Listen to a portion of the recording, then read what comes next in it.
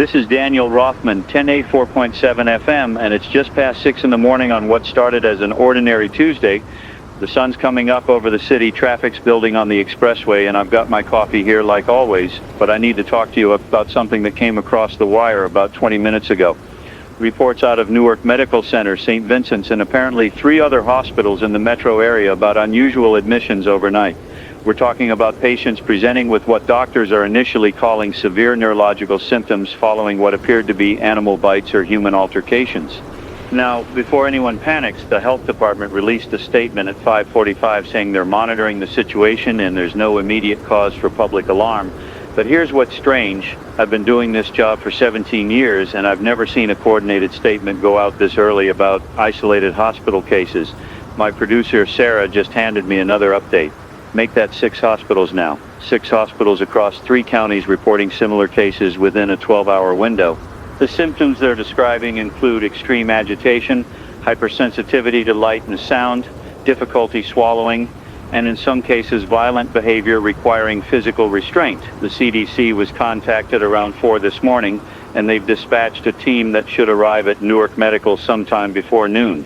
State health officials are calling it a possible rabies variant, but they're being very careful with their language. Possible variant, not confirmed. I want to read you exactly what the statement says. Quote, out of an abundance of caution, residents who may have been bitten or scratched by unfamiliar animals or individuals exhibiting erratic behavior in the past 72 hours should seek immediate medical evaluation. The disease progression appears rapid in observed cases and early intervention is critical. End quote. Rapid progression. That's the part that has emergency room physicians concerned. Traditional rabies takes days, sometimes weeks to manifest after exposure. These patients are showing severe symptoms within hours. One doctor I spoke with off the record about 30 minutes ago said he's never seen anything like it in his career. Said one patient came in at 11 last night after being bitten by someone at a subway station, and by 3 in the morning was completely unresponsive to standard rabies protocols.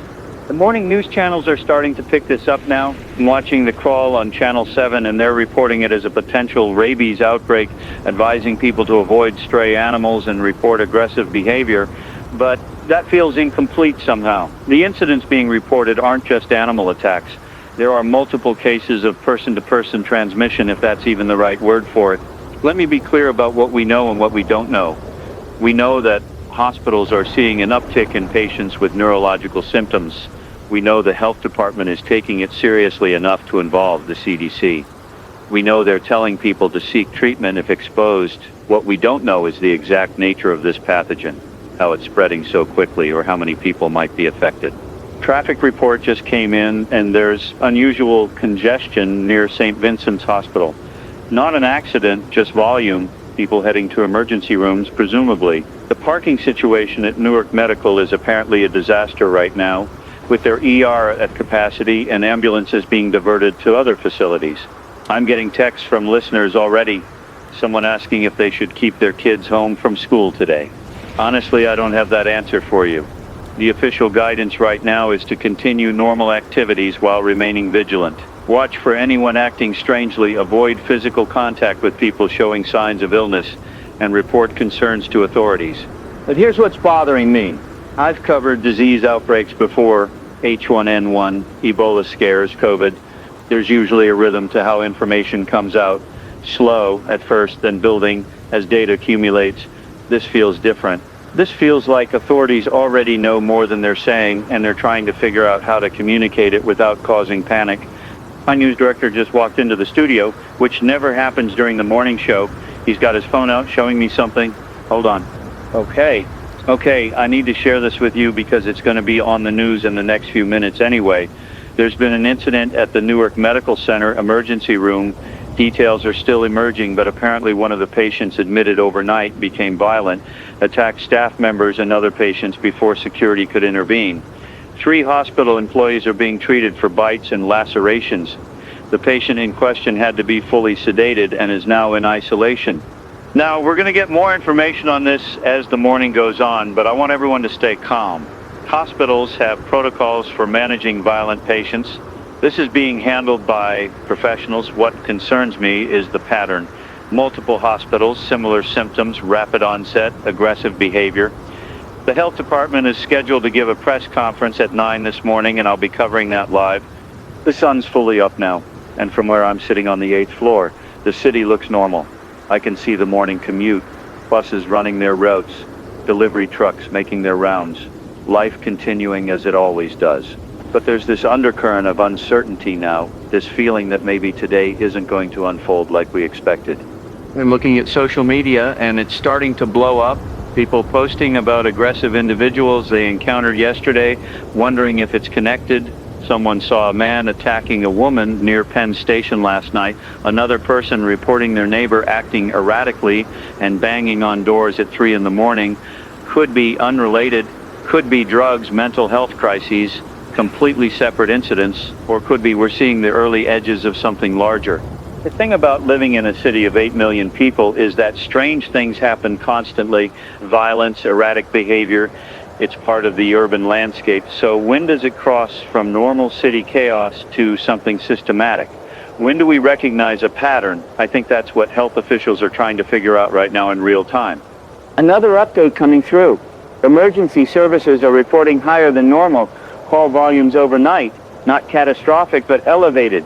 Mostly calls about disturbed individuals, domestic disturbances, and requests for medical assistance involving aggressive patients. The police department says they're monitoring the situation but haven't declared any kind of emergency. I want to talk about rabies for a minute because I think people need to understand what we might be dealing with. Classic rabies has been around forever.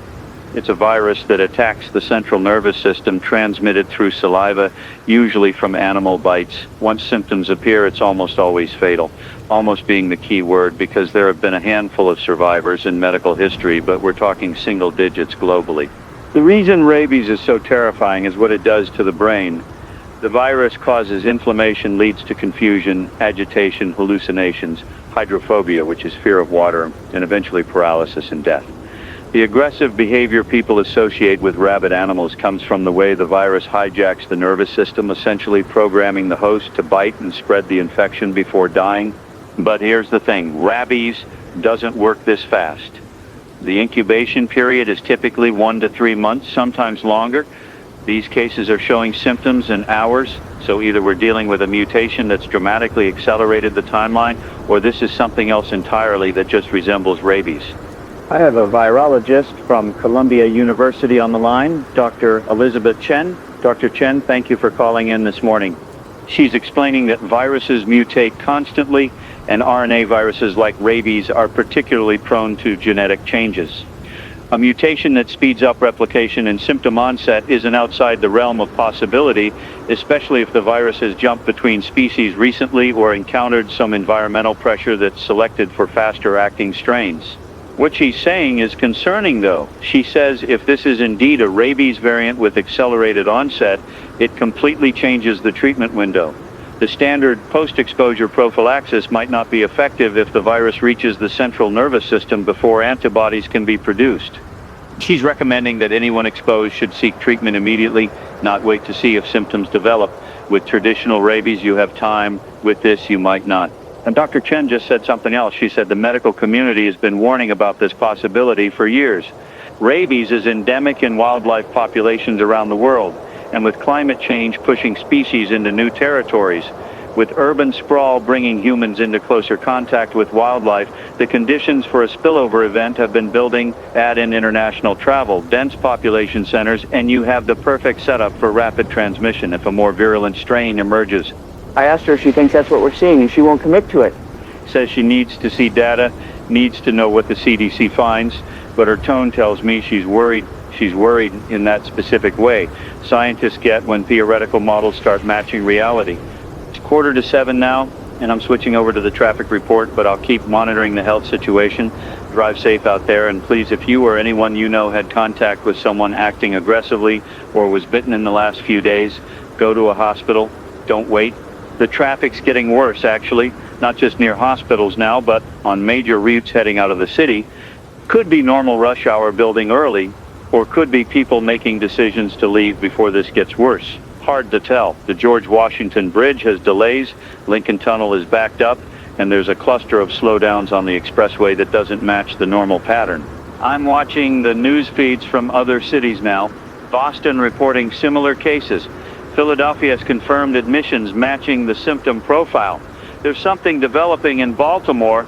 This isn't isolated to our metro area anymore. This is regional at minimum, possibly wider than that. The phones are lighting up. I'm not taking calls on air yet because I don't want to spread misinformation or panic, but my producer is logging them. People want to know if they should go to work, whether schools are closing, if public transportation is safe. I don't have good answers because the official guidance is still maintain normal routines while being cautious. But I'm thinking about my own family. My wife works downtown. My daughter's in 6th grade at PS 1118. Should I call them, tell them to come home? Based on what exactly? A few dozen cases across multiple hospitals and a vague warning from health officials. Or do I trust that the system will respond appropriately, that we'll get clear guidance when needed? This is the calculus everyone's doing right now. Risk assessment in real time with incomplete information. Do you upend your life based on possibilities, or do you wait for confirmation and potentially lose the opportunity to act? The health department just moved up their press conference to 8 instead of 9. That tells me something. When authorities accelerate their communication timeline, it usually means the situation is evolving faster than anticipated. They want to get ahead of it, provide guidance before things deteriorate further. I'm looking at case numbers now, and they've updated again. 73 confirmed cases across the metro area as of 6:30 this morning. 73 people in hospitals with this condition, and those are just the ones sick enough to seek emergency treatment. How many people are walking around with early symptoms not yet severe enough to warrant a hospital visit? How many were exposed but haven't developed symptoms yet? If this thing has even a modest transmission rate and symptoms develop within hours, the math gets ugly fast. Exponential growth is hard for human brains to grasp intuitively. We think linearly. One case becomes 2, becomes 4. But exponential means 1 becomes 2, becomes 4, becomes 8, becomes 16, becomes 32. And suddenly you're at numbers that overwhelm healthcare capacity. I don't want to catastrophize. Maybe this is containable. Maybe the CDC arrives with treatment protocols that work. Maybe this is a limited outbreak that gets managed before it spreads further. But I also think people deserve honest assessment of what we're facing. And right now we're facing a lot of unknowns with a pathogen that seems to act faster than anything we've dealt with before. Someone just sent me a video from overnight. I'm watching it now, and I need to decide whether to describe it on air. It shows an individual in what looks like a parking garage, movements erratic, attacking someone, getting into a car. The person filming is far enough away that details aren't clear, but the aggression is obvious, unprovoked, savage, sustained even after the victim is down. I'm not going to share that video publicly because it serves no purpose except to frighten people, but it does confirm what we're hearing in reports. Whatever this condition is, it fundamentally changes behavior. The infected, if that's the right term, become violent in a way that doesn't seem directed by conscious thought. It's more like, and I hate to use this word, more like predatory. The news is calling it a rabies variant, but I wonder if that's the complete picture. Rabies causes aggression. Yes, but what we're seeing described seems more focused, more driven. I spoke with an ER nurse off the record a few minutes ago, and she said the patients aren't just agitated. They're fixated on other people trying to bite specifically, even when restrained. Like the virus is driving them toward transmission behaviors. Evolution doesn't care about the host. A virus that kills its carrier is fine as long as it spreads first. A mutation that makes hosts more aggressive, more likely to bite and transmit before succumbing. That's evolutionarily advantageous for the pathogen. We might be seeing natural selection in action, a virus optimizing itself for human transmission. It's 7 now, and the sun's been up for over an hour, but the city has this different quality to it this morning. I keep looking out the window, expecting to see something obviously wrong, some visual confirmation of the crisis, but it's just Tuesday morning. Coffee shops opening, people walking dogs, taxis cruising for fares. The disconnect between normalcy and emergency is jarring. The mayor's office just announced they're joining the health department press conference at 8. The mayor doesn't show up to routine health briefings. This is crisis management now. They're going to try to project calm and control while explaining a situation that's neither calm nor controlled. I'm reading through the CDC guidelines for rabies exposure, and the standard treatment is post-exposure prophylaxis, which involves a series of rabies vaccine shots and immune globulin. It's effective if administered before symptoms appear, but once symptoms start, survival rate drops to nearly zero.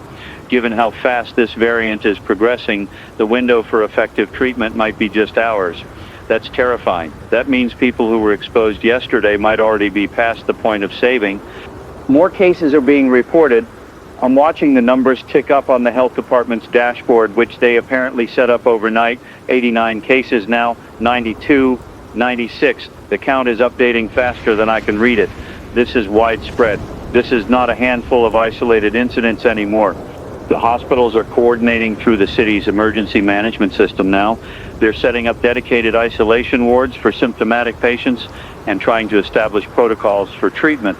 But from what I'm hearing, treatment isn't working. The standard rabies vaccine isn't stopping progression.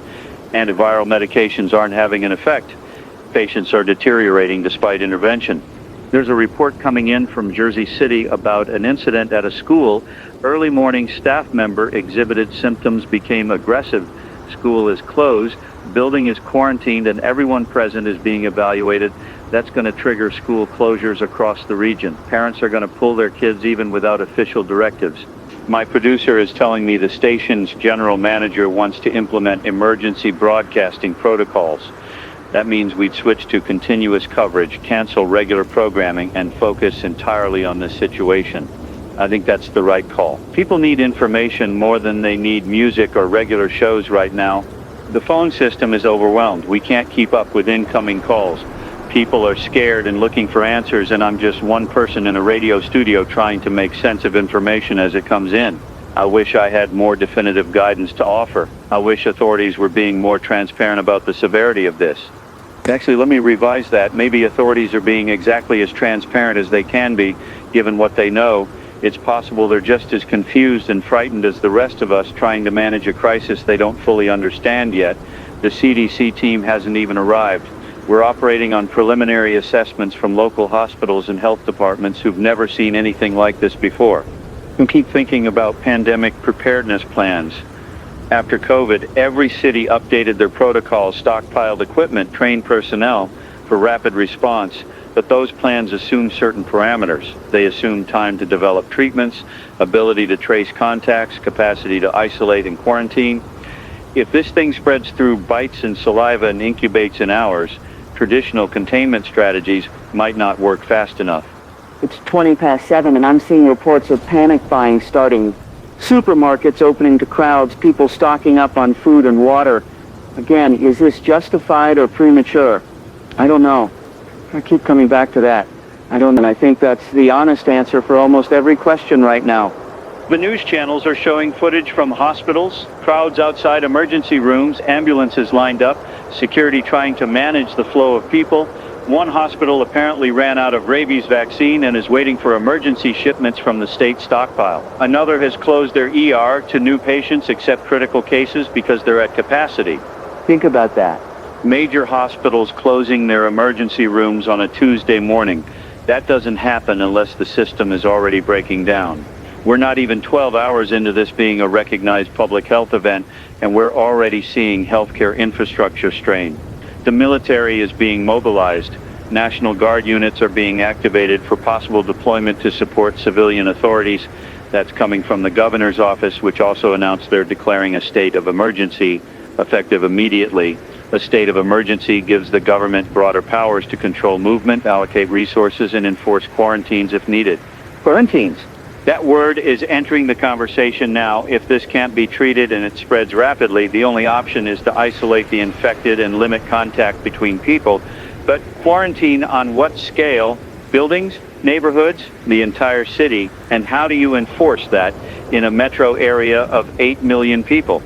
I'm trying to imagine the logistics of quarantine in an urban environment like this. You'd need checkpoints, barriers, personnel to manage them. You'd need to maintain supply lines for food, medicine, utilities. You'd need communication systems to coordinate it all. Even with military support, it would be an enormous undertaking, and it would only work if people complied. Will people comply? That's the question, isn't it? When authorities say stay in your homes, don't leave the quarantine zone, trust us to handle this, will people listen? Or will they make their own risk assessments and try to flee, potentially spreading the infection to unaffected areas?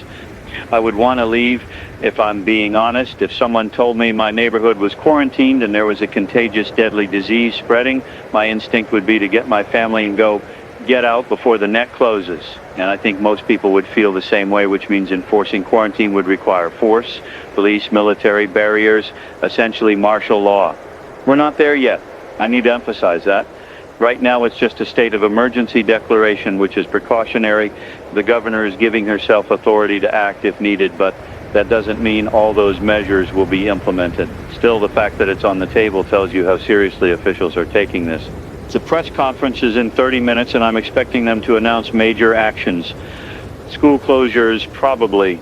Restrictions on public gatherings, maybe shelter-in-place orders for affected areas. They need to slow transmission while the CDC figures out what we're dealing with and how to treat it. And getting messages from colleagues at other stations, everyone's shifting to emergency coverage, radio, TV, online outlets, all switching to continuous monitoring of this situation. The media ecosystem recognizing this is the story, the only story that matters right now. Someone just asked a good question via text. They want to know if animals are affected. The initial assumption was this jumped from animals to humans, but are domestic pets at risk? Are wildlife populations vectors for ongoing transmission? I don't have that information, and I haven't seen it addressed in official statements, added to the list of unknowns. If animals are carriers, that complicates everything. You can quarantine people, but you can't quarantine every dog, cat, squirrel, and rat in the city. You'd have a constant reservoir of infection that could keep sparking new cases, even if you controlled human-to-human transmission. I'm spiraling a bit here, thinking through worst-case scenarios. Let me refocus on facts. What we know for certain: cases of a rabies-like illness are being reported across multiple cities in the Northeast. Symptoms include neurological distress and violent behavior. Onset is rapid. Treatment is ineffective so far. Authorities are responding with emergency measures. That's what we know. Everything else is speculation, and I need to be careful not to amplify fear beyond what's justified by the evidence.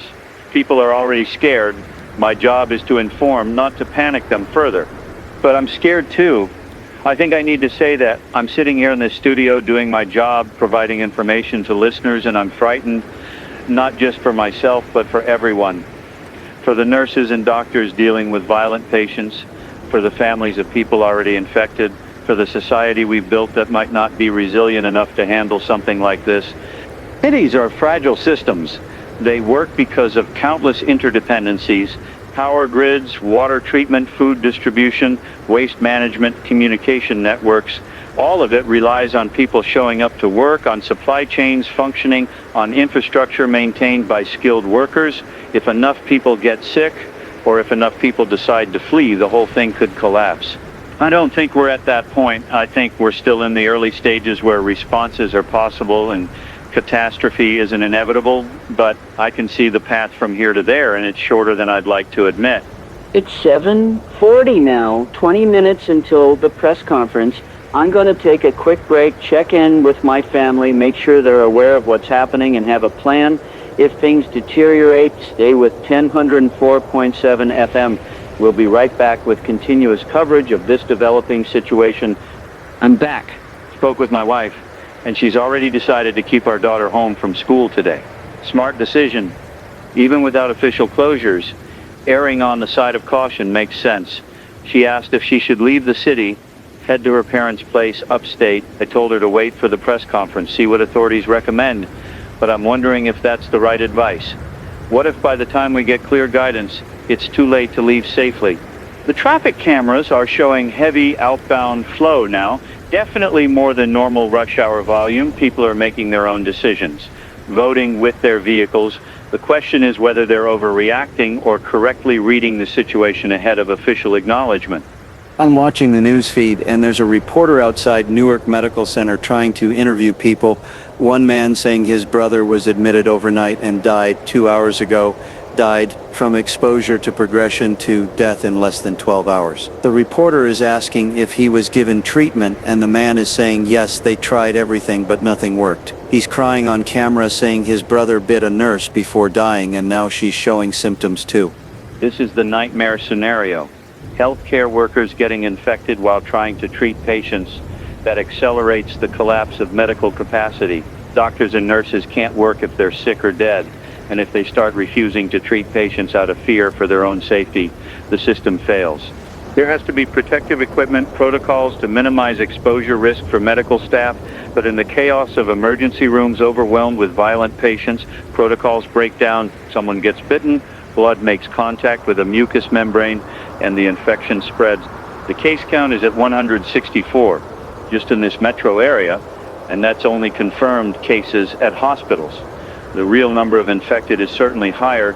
Some people won't seek treatment until symptoms are severe. Others might not have access to health care. Others might be dead before anyone knows they were sick. I'm trying to think about what success looks like here. Best case scenario, the CDC identifies an effective treatment. We distribute it widely, we contain the outbreak to current geographic boundaries, and life returns to normal in a few weeks. But that requires everything going right. Discovery of treatment, rapid production, efficient distribution, public cooperation. How often does everything go right during a crisis? More likely this gets worse before it gets better. More cases, more deaths, more restrictions on daily life, quarantines that last weeks or months, economic disruption, social breakdown. And that's if we manage to eventually contain it. If we don't, if this thing keeps spreading unchecked, I don't know what the end game is. The press conference is starting. I'm going to listen and relay the key points. The mayor is speaking first, flanked by the health commissioner and someone from emergency management. She's trying to project calm, talking about the city's resilience and experience handling crises. Now she's getting to specifics. All public schools closed effective immediately. All city-run facilities closed. Public gatherings of more than 10 people prohibited. Residents advised to stay home unless absolutely necessary. That's a significant escalation, essentially shutting down the city's public functions and asking 8 million people to shelter in place. The mayor is saying this is temporary, just a slow transmission, while health authorities work on treatment options. She's emphasizing that utilities will continue, essential services will be maintained, food supply is secure. The health commissioner is speaking now. She's confirming what we've been reporting, a novel pathogen, likely a rabies variant, highly contagious through bodily fluids, rapid onset of symptoms. She's saying anyone exposed should seek immediate treatment, but she's also acknowledging that current interventions have limited effectiveness. They're working with the CDC and NIH to fast-track research into antivirals and vaccines, but that takes time. How much time? Someone asked that question. The commissioner says weeks at minimum, possibly months, for a fully tested and approved treatment. Weeks or months. And what happens to people infected in the meantime? She's talking about isolation protocols now. Anyone showing symptoms needs to be quarantined to prevent spread. Family members of the infected should self-isolate and monitor for symptoms. Buildings where cases have been identified will be placed under temporary quarantine while contacts are traced. The emergency management director is explaining enforcement. Police and National Guard will be establishing checkpoints at key locations. Travel in and out of the city will be restricted to essential personnel only. Violations of quarantine orders will result in arrest. This is mandatory, not advisory. They're implementing martial law, not calling it that, but that's what it is. Military control of civilian movement, suspension of normal rights in the name of public safety. I understand the logic. Desperate times, desperate measures, but I'm also thinking about what happens when you give authorities this much power and the crisis doesn't resolve quickly. Questions from reporters now. Someone asking about food distribution. The emergency management director says grocery stores will remain open with limited hours, and they're setting up distribution centers in each borough for people unable to leave their homes. Someone else asking about hospitals at capacity. The health commissioner says they're converting convention centers and public spaces into treatment facilities and bringing in medical personnel from outside the affected area. The reporter just asked the question everyone's thinking, is this containable? Long pause. The mayor says they're doing everything possible to contain it, but success depends on public cooperation and rapid development of effective treatments. That's not a yes. That's a politician's non-answer that actually tells you everything. We're wrapping up the press conference. The mayor is asking people to stay calm, follow guidance, and look out for their neighbors. She's saying we'll get through this together. I want to believe that. I want to believe in the competence of institutions and the resilience of communities. but I've seen how fast things can fall apart, and we're only at the beginning of this. It's 8:15 now, and the reality of what was just announced is sinking in. The city is shut down. I'm in this building, and I can leave to go home, but then what? Sit in my apartment with my family and wait. Wait for what? News of a cure. News that it's spreading faster. News that quarantine failed and the infection is everywhere. I think I need to stay here, keep broadcasting. People need information, and someone has to deliver it. My wife understands. She's getting supplies, securing our apartment, making sure our daughter understands what's happening without completely terrifying her. We're fortunate in a way. We have a home, food, some savings to weather a period without work. Not everyone has that. I'm thinking about the vulnerable populations, homeless individuals, people in poverty, those with chronic health conditions. They're at higher risk of exposure and less able to shelter safely. The official response needs to account for them, but I'm not sure it does. Emergency plans tend to assume everyone has resources and options, and that's just not reality. The news is showing footage of supermarkets now, and it's chaos.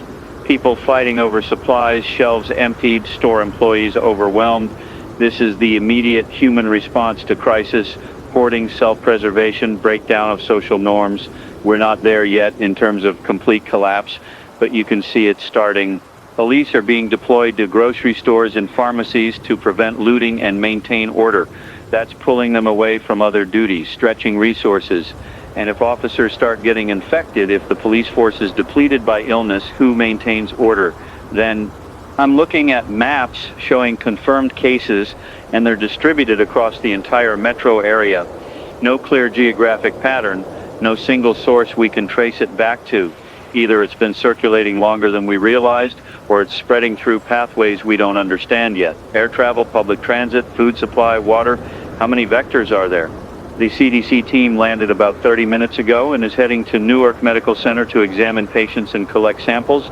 They're the experts. They have resources and knowledge that local health officials don't, but they're also walking into a situation that's already beyond the early containment stage. This isn't a handful of cases anymore. This is community transmission on a significant scale. Someone from the CDC is giving a statement now. She's a disease ecologist trying to explain what likely happened. She's talking about zoonotic spillover when a pathogen jumps from animals to humans. Happened with COVID, Ebola, SARS, countless others. The virus that causes rabies exists in wildlife populations, and mutations occur naturally. Most don't result in viable new strains, but occasionally one emerges that's better adapted to spread in humans. She's saying this variant appears to have several key mutations that explain its behavior: faster replication in neural tissue, increased viral load in saliva, changes to surface proteins that enhance transmission. Essentially, evolution produced a version of rabies optimized for spreading between people. And once it got into dense human populations, it took off. Can it be stopped? She's hedging. Says containment is still possible if measures are implemented rigorously and treatment options are identified quickly. But she's also saying the window for containment is narrow, possibly days, and if this spreads beyond the current affected region, it becomes exponentially harder to control. Days, we have days to stop this, or it becomes unstoppable. That's what she's saying without saying it directly.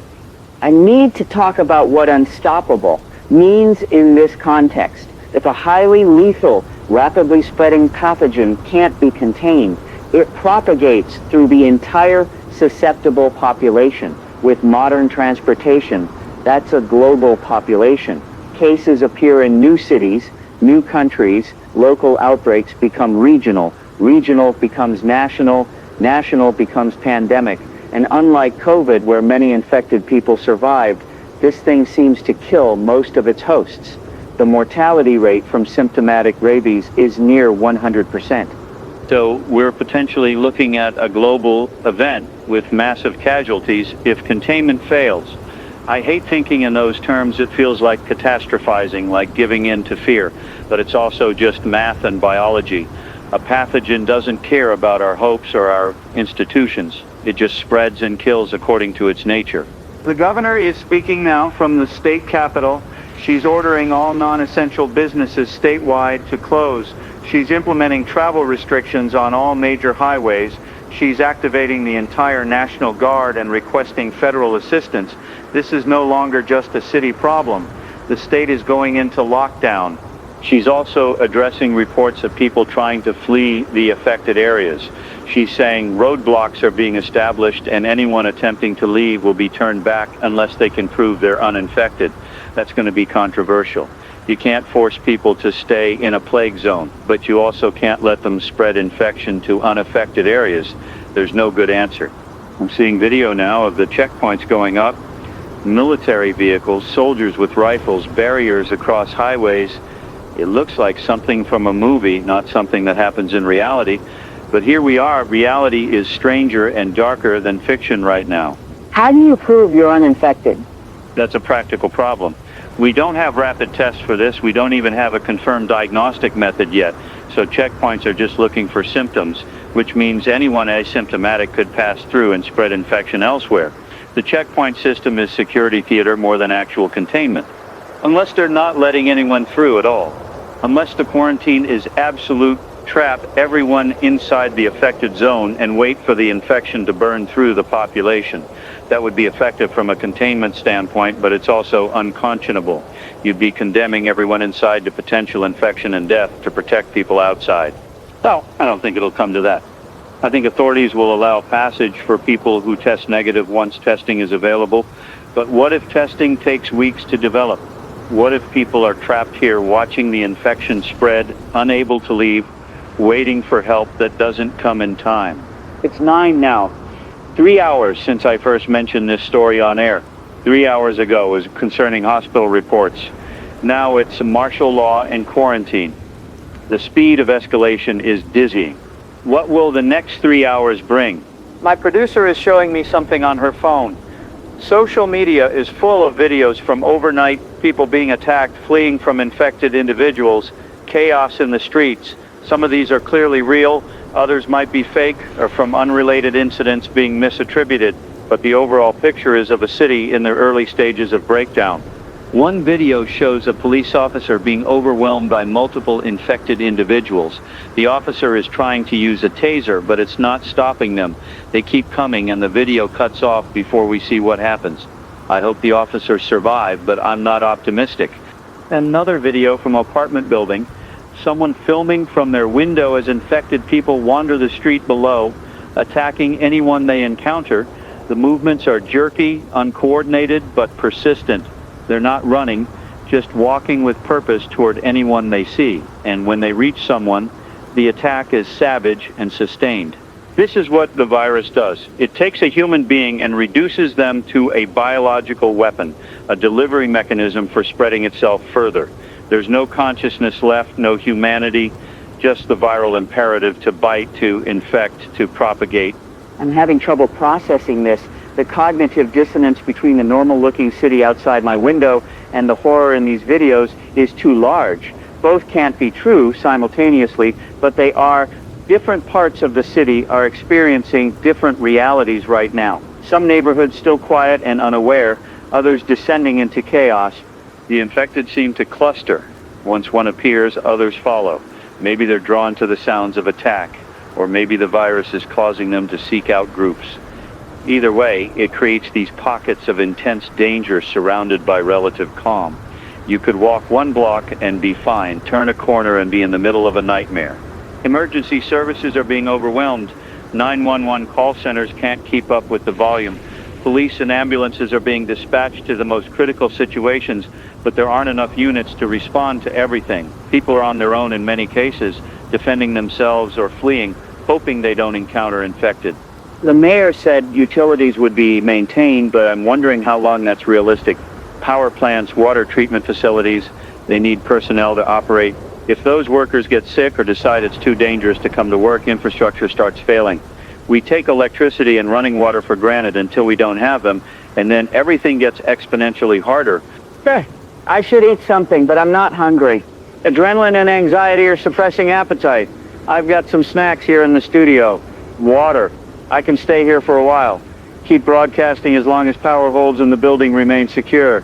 Security, that's something I need to think about.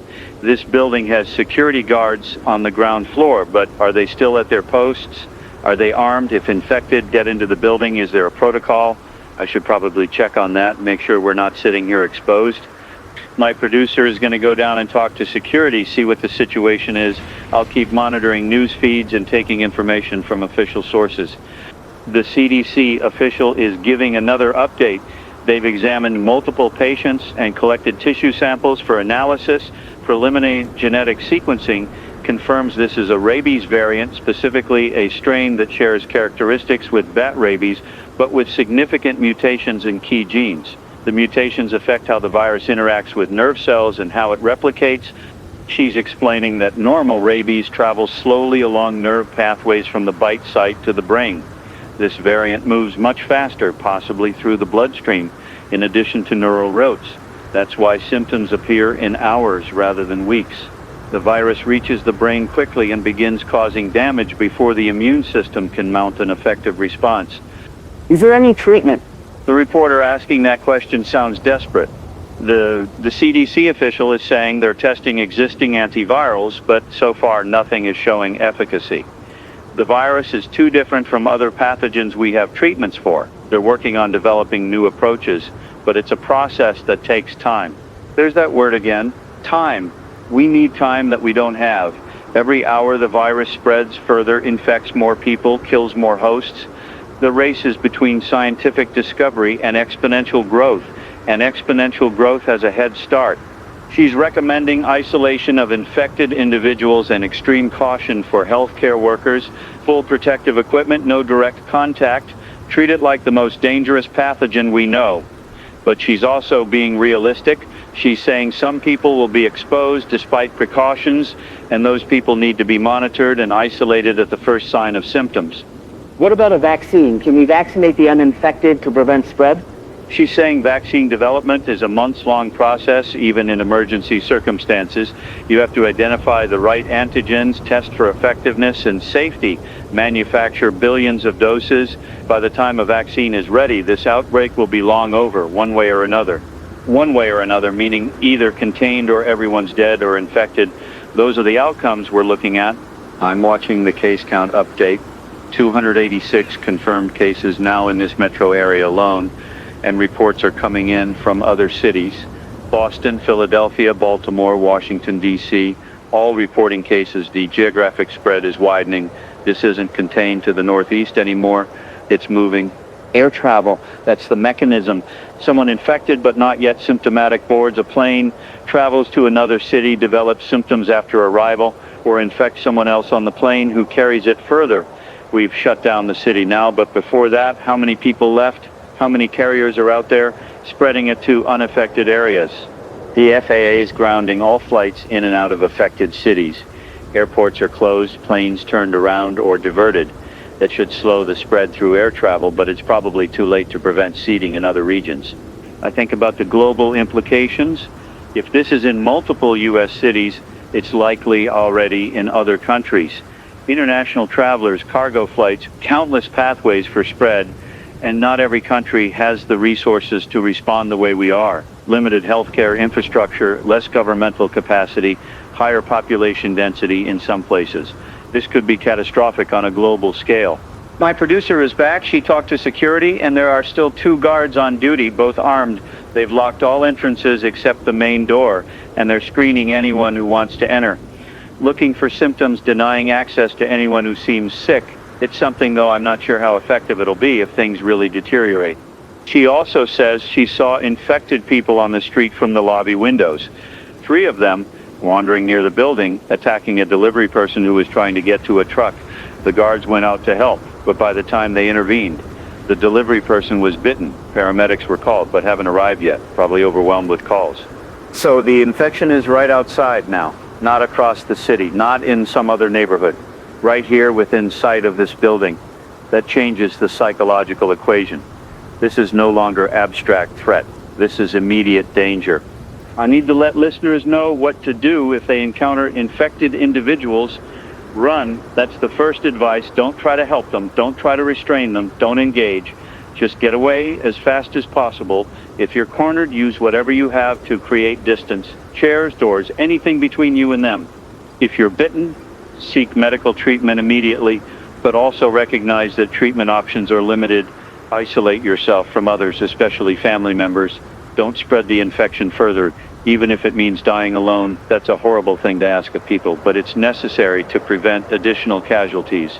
To secure your location, lock doors and windows, barricade if possible. The infected don't seem to be intelligent enough to bypass barriers, so a locked door will stop them. Stay quiet, don't attract attention. They respond to sound and movement, so if you're silent and still, they might pass by. Stock food and water. If you're sheltering in place, you need supplies for an extended period. Don't assume this will be over quickly. Don't assume help is coming. Be self-sufficient as much as possible. Stay informed. Keep a radio or internet connection if available. Information will be crucial for knowing when it's safe to emerge, where help is being provided, what the status of the outbreak is.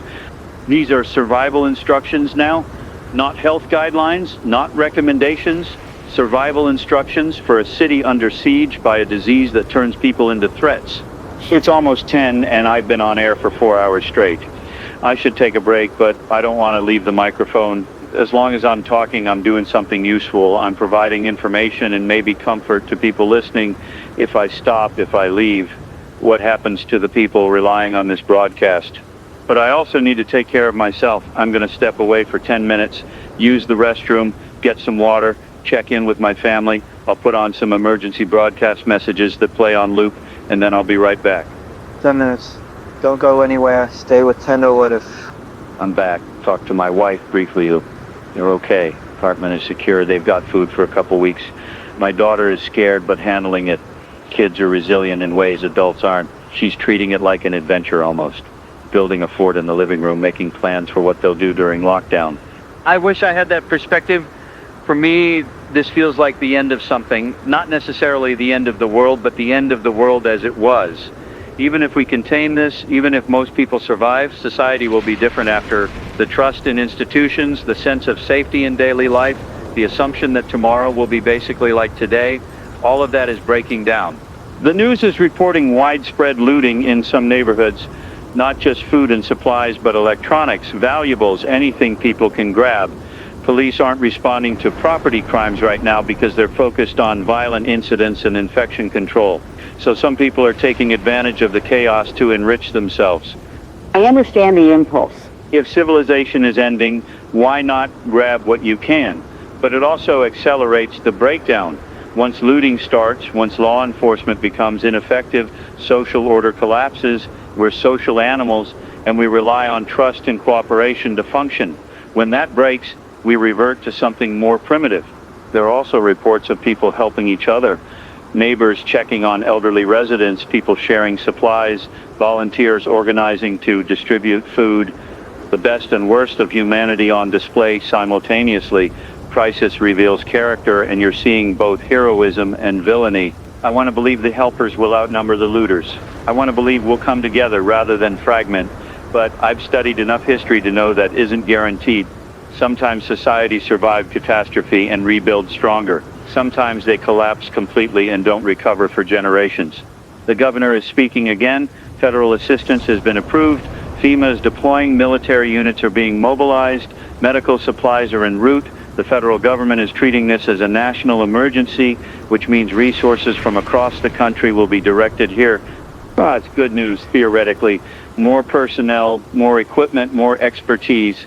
But it also means the federal government recognizes this as a threat to the entire nation, not just a regional problem.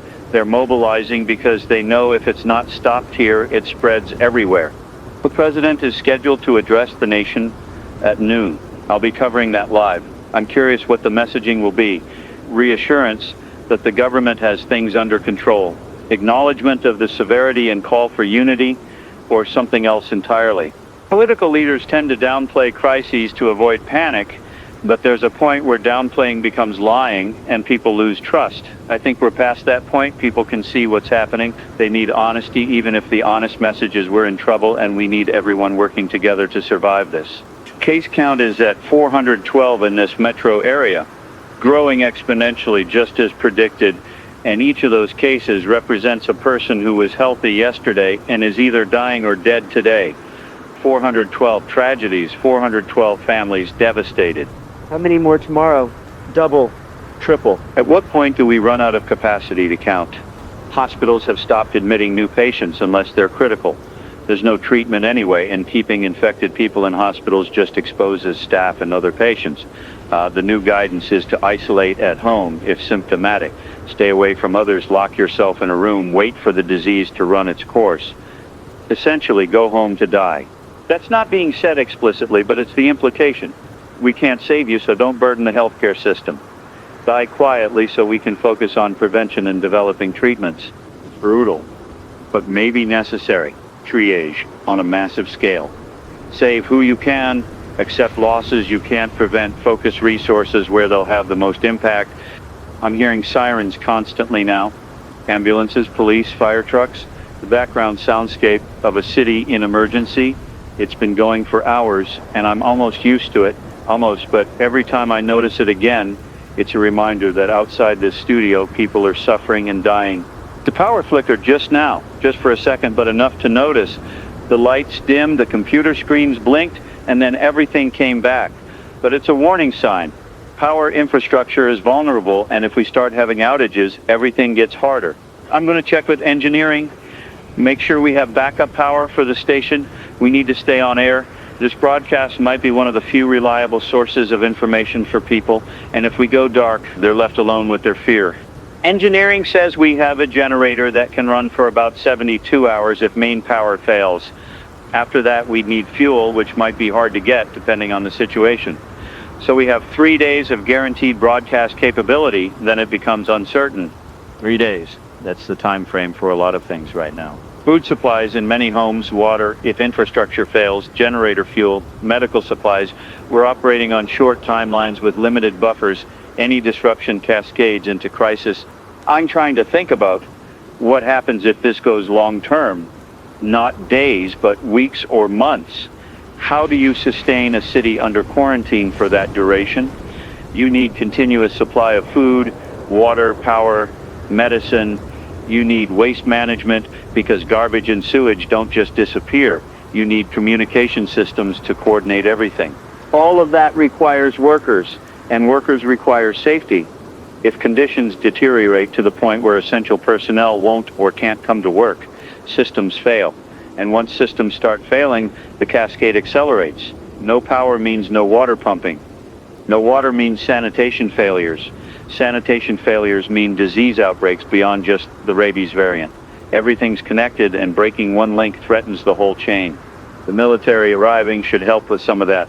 They have logistics expertise, supply chain management, the ability to operate in hostile environments, but they're also not designed for sustained civilian support operations. They can stabilize a situation, provide temporary relief, but governing a city long-term isn't their role. I keep coming back to the fundamental question, how long can this last? When does it end? And I don't have an answer because nobody does. It ends when we develop effective treatment, or when the infection burns through the susceptible population, or when society collapses completely and there's nothing left to organize. Those are the options. It's 10:30, and I'm going to shift focus to practical information for a bit. Let me talk about water safety, food storage, basic medical care, things people can use if they're on their own for a while. Water first. If municipal water continues flowing, it should be safe to drink, assuming treatment plants are still operating. But if you're worried or notice any change in water quality, you can boil it for at least 1 minute to kill pathogens. You can also use purification tablets or filters if you have them. Store water in clean containers and assume you need about 1 gallon per person per day for drinking and basic hygiene. Food. Focus on non-perishables, canned goods, dried pasta, rice, beans. Things that don't require refrigeration and have long shelf lives. Ration carefully if you're not sure when you'll get more supplies. It's better to be hungry than to run out completely. Medicine. If you take prescription medications, hopefully you have at least a month's supply. If not, contact your doctor or pharmacy to get refills while you still can.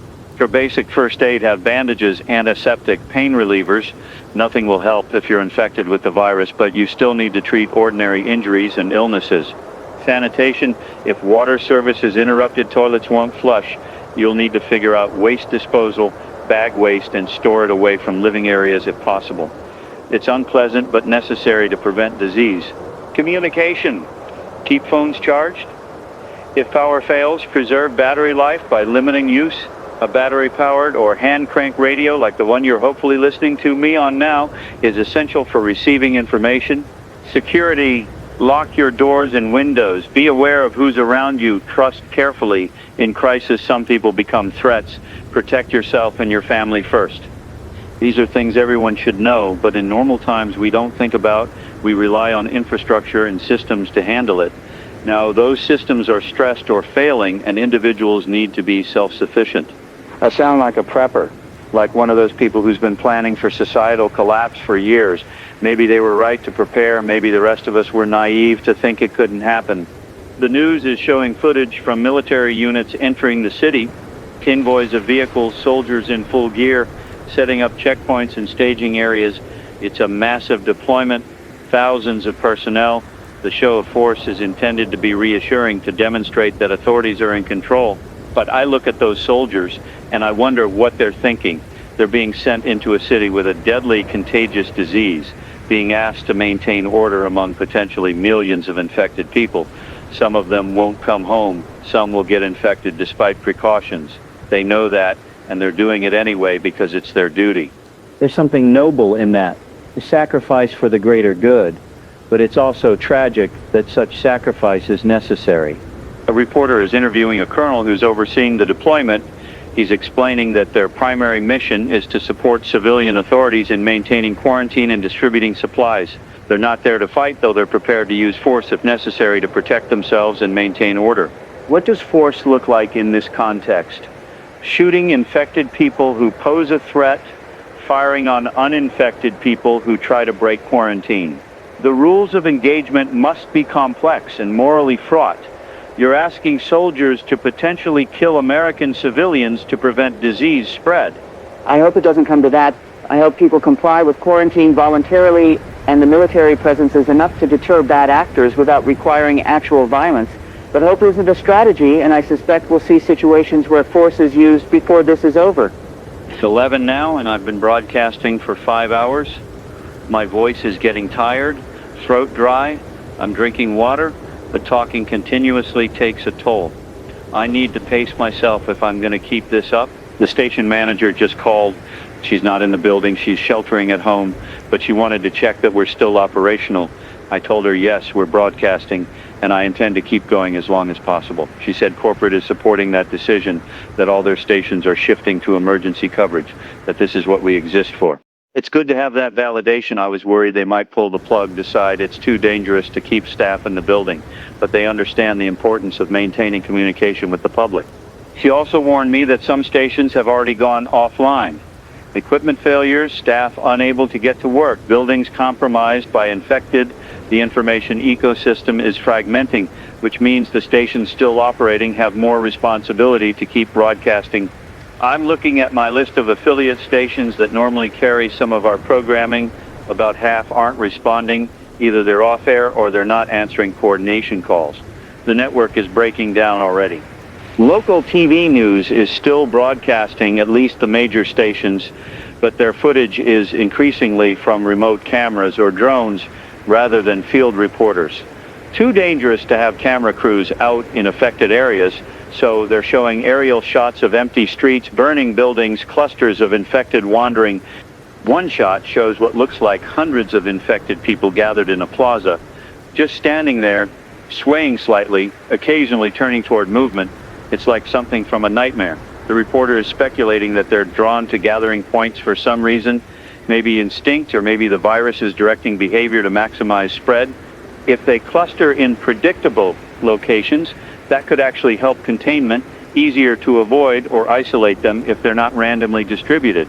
But it also creates these intense danger zones that are impossible to traverse. The president is going to speak in an hour. I'm expecting a formal declaration of national emergency, mobilization of all federal resources, maybe restrictions on interstate travel. The question is whether he'll be honest about the severity or try to sugarcoat it. Leadership during crisis requires balancing transparency with preventing panic.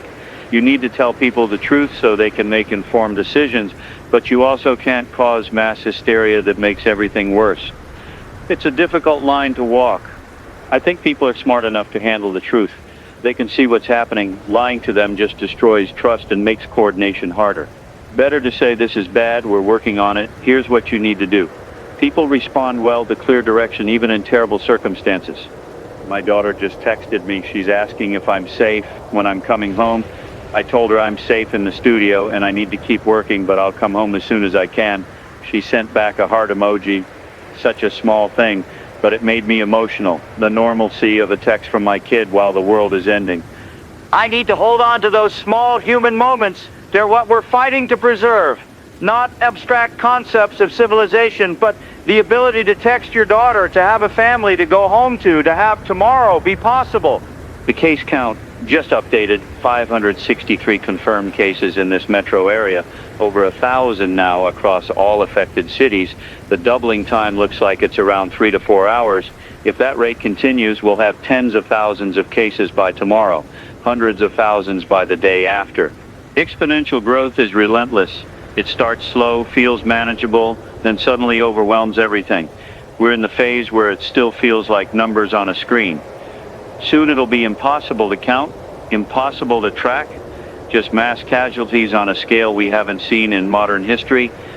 Unless something changes, unless treatment works or quarantine holds or the virus burns out for some reason, I have to believe those possibilities exist. Otherwise, what's the point of continuing? I'm reading reports from other countries now. The UK has confirmed cases in London, France, in Paris, Germany, Italy, Spain. It's already global. The isolation we attempted came too late. This is a pandemic now, not an outbreak. Different countries are implementing different responses. Some are following our model with lockdowns and military deployment. Others are trying more targeted approaches, isolating only confirmed cases. A few are denying the severity entirely, calling it foreign propaganda or media exaggeration. Those countries that aren't taking it seriously will pay the price. The virus doesn't care about politics or national pride. It spreads according to biological imperatives, and societies that don't respond appropriately will be devastated. I wonder if there are places remote enough to avoid infection entirely. Small islands, isolated communities, places with no connection to the global system. They might survive this if they close themselves off completely. Humanity could continue even if major population centers fall. That's cold comfort. The loss of billions of people, the collapse of technological civilization, reverting to isolated pockets of survivors. But it would be survival. The species would continue. Evolution doesn't care about individuals or societies, just whether genes propagate. In the bleakest scenario, enough humans would survive somewhere to eventually rebuild. I'm getting too dark. Let me refocus on the present, on information people can use now. The Red Cross is setting up shelters for people displaced by the outbreak. If you're unable to stay in your home for any reason, there are safe locations with food, water, and basic supplies. The locations are being broadcast on emergency alert systems and listed on government websites if you have internet access. Food distribution centers are operating in each borough. Bring identification if possible, but they're not turning anyone away. The goal is to prevent hunger from becoming an additional crisis while people shelter in place. Medical hotlines are available for people experiencing symptoms or worried about exposure. The number is 1-800-CDC-INFO. They can provide guidance on what to do and where to go for treatment if needed. Mental health resources are also available. Crisis counselors are standing by for people experiencing anxiety, fear, or other psychological distress. The number for that is 1-800-273-825. It's okay to not be okay right now. This is traumatic and people need support. These resources exist and people should use them. We're still a functioning society with systems designed to help. Those systems are strained, but they're not broken yet. It's 11:30 and I'm going to take another short break before the President's address. I'll be back in 5 minutes. Stay with 104.7 FM. Back. Hydrated, stretch my legs a bit. I'm settling in for the long haul here. As long as power holds and I'm able, I'll keep broadcasting. The city outside looks different now. I've been glancing out the window periodically, and the streets that were busy with normal traffic this morning are mostly empty now. A few vehicles, police and military mostly, occasional civilians moving quickly from building to building. But the vibrant urban activity is gone. It's a ghost town. I could see smoke rising in a few places, fires burning unchecked because fire departments can't respond to everything. Buildings will burn until they run out of fuel, then smolder. Hopefully they don't spread to occupied structures, but there's no guarantee. The infrastructure that keeps a city functioning requires constant human attention. Without that, things break down. We're seeing the beginning of that process. My producer is monitoring social media, and she's showing me some of the posts. A lot of fear and confusion, people asking what to do, where to go, whether rumors are true, but also some misinformation, claims that this is a government bioweapon or that the infection can spread through air or that there's a cure being withheld from the public. I need to address some of those directly. This is not a bioweapon. All evidence points to a natural viral mutation, possibly accelerated by environmental factors, but not deliberately created. The infection spreads through bodily fluids, primarily saliva from bites, not through air, and there is no cure being withheld.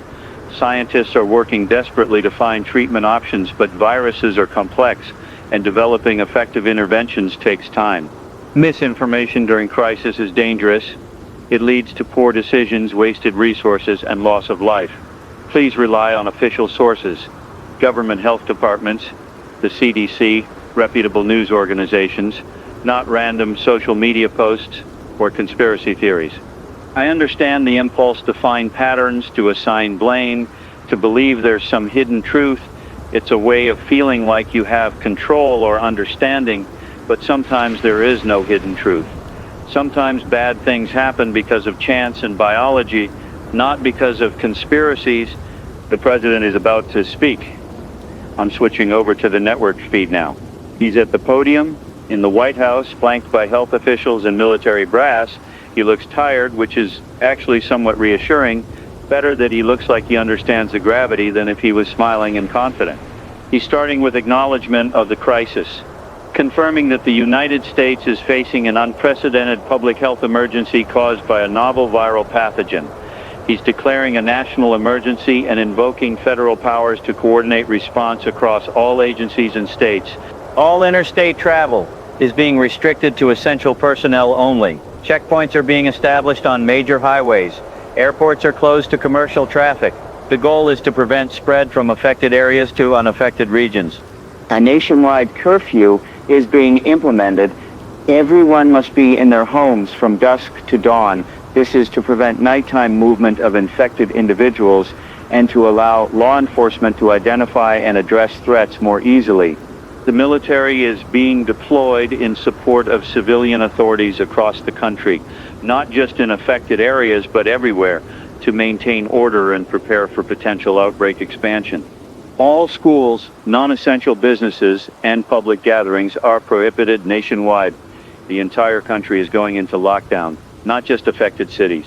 That's a massive step. Shutting down the entire economy, restricting movement of 330 million people. It will have enormous consequences even if it works. But if it doesn't work, if the infection spreads anyway, we'll have crashed the economy for nothing. He's talking about the scientific response now. Billions of dollars in emergency funding for research into treatments and vaccines, collaboration with pharmaceutical companies, universities, research institutes globally, fast-tracking every regulatory process to get treatments to people as quickly as possible. International cooperation, working with other nations to share data, coordinate responses, provide mutual aid. This is a global crisis requiring global cooperation. He's trying to be reassuring, saying American strength and resilience will see us through this, that we've faced challenges before and overcome them, that we will again. I want to believe that. I want to believe in American exceptionalism and the power of determination. But this virus doesn't care about any of that. It will spread or not based on biological factors and our ability to contain it. No amount of patriotic rhetoric changes the math. He's taking questions now. A reporter asking about casualties. The president is saying numbers are still being compiled, but he acknowledges hundreds have died already, with many more critically ill. He's not giving specific numbers, probably because they're higher than he wants to admit publicly. Another reporter asking about timeline for treatment. The president is deferring to the health officials. The NIH director is saying they've identified several promising antiviral compounds that might be effective. They're starting human trials immediately, bypassing normal safety protocols given the emergency. results within days on whether anything works. Days, not hours. More people will die while we wait for results, but if something works, it could change everything. One effective treatment could turn this from existential crisis to manageable outbreak. Someone asking about enforcement of restrictions. The president is saying local and state police will be primary, supported by National Guard and active military where needed. Anyone violating quarantine or curfew will face arrest and prosecution. How do you arrest and prosecute thousands or millions of people if compliance is low?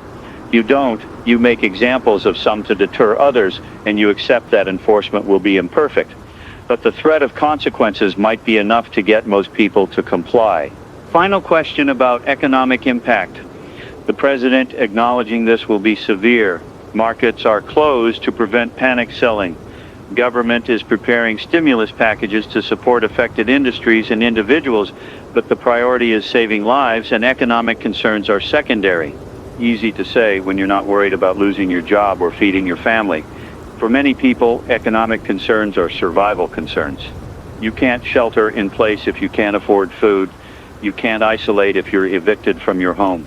The safety net will need to be expanded massively to support people through this.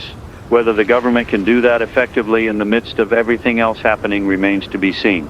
The president is finishing up final appeal for unity, courage, and following guidance from authorities.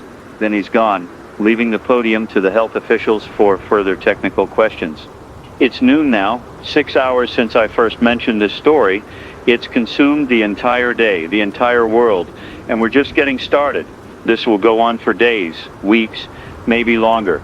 I'm going to keep broadcasting, keep providing information, context, hopefully some comfort to people listening. That's all I can do. Stay on air, stay present, give people a voice to listen to so they know they're not alone. If you're out there listening, wherever you are, whatever your situation, know that we're in this together. I'm here with you. We're all here together trying to survive and help each other survive. That has to count for something. Stay safe. Stay informed. Stay with 1004.7 FM. Daniel Rothman, continuing coverage of the crisis. The phone lines are completely jammed now. We've had to disable the call-in system because it was overloading our equipment. People desperately trying to reach out, to share information, to hear a human voice. I wish I could talk to each of them, but it's not physically possible. All I can do is keep talking into this microphone and hope it reaches the people who need it. I'm looking at the latest updates from the hospitals, and they've stopped publishing case numbers. The last count I saw was over 800 in this metro area alone, but that was 20 minutes ago. The tracking systems can't keep up anymore. We've moved beyond counting individual cases to assessing the overall situation, and the overall situation is deteriorating rapidly. Emergency rooms have been completely overwhelmed. Several hospitals have had to evacuate after infected patients broke containment and attacked staff. Medical personnel are fleeing their posts, which I don't blame them for. You can't expect people to sacrifice themselves when there's no treatment to offer anyway. The whole healthcare system is collapsing in real time. I'm hearing reports of hospitals being sealed off entirely, locked down with patients and staff inside, quarantined until the infection runs its course. That's a death sentence for everyone trapped inside, but it prevents spread to the surrounding community. Cold calculus of triage on a massive scale. The morgues are beyond capacity. Bodies are being stored in refrigerated trucks, and even those are filling up. The city is setting up temporary facilities, but the death rate is exceeding our ability to handle remains properly. We're going to have public health crises beyond just the virus if bodies aren't managed correctly. I need to talk about something difficult. If someone in your household becomes infected, you need to isolate them immediately. Lock them in a room if possible.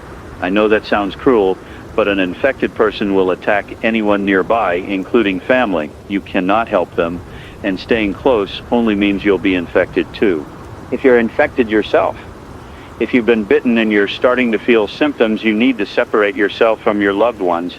Go into a room alone, lock the door, and don't come out.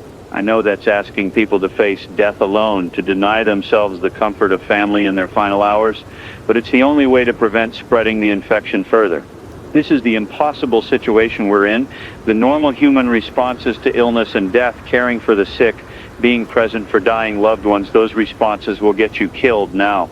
You have to override every instinct, every emotional need, and act with cold rationality. It goes against everything we are as social creatures.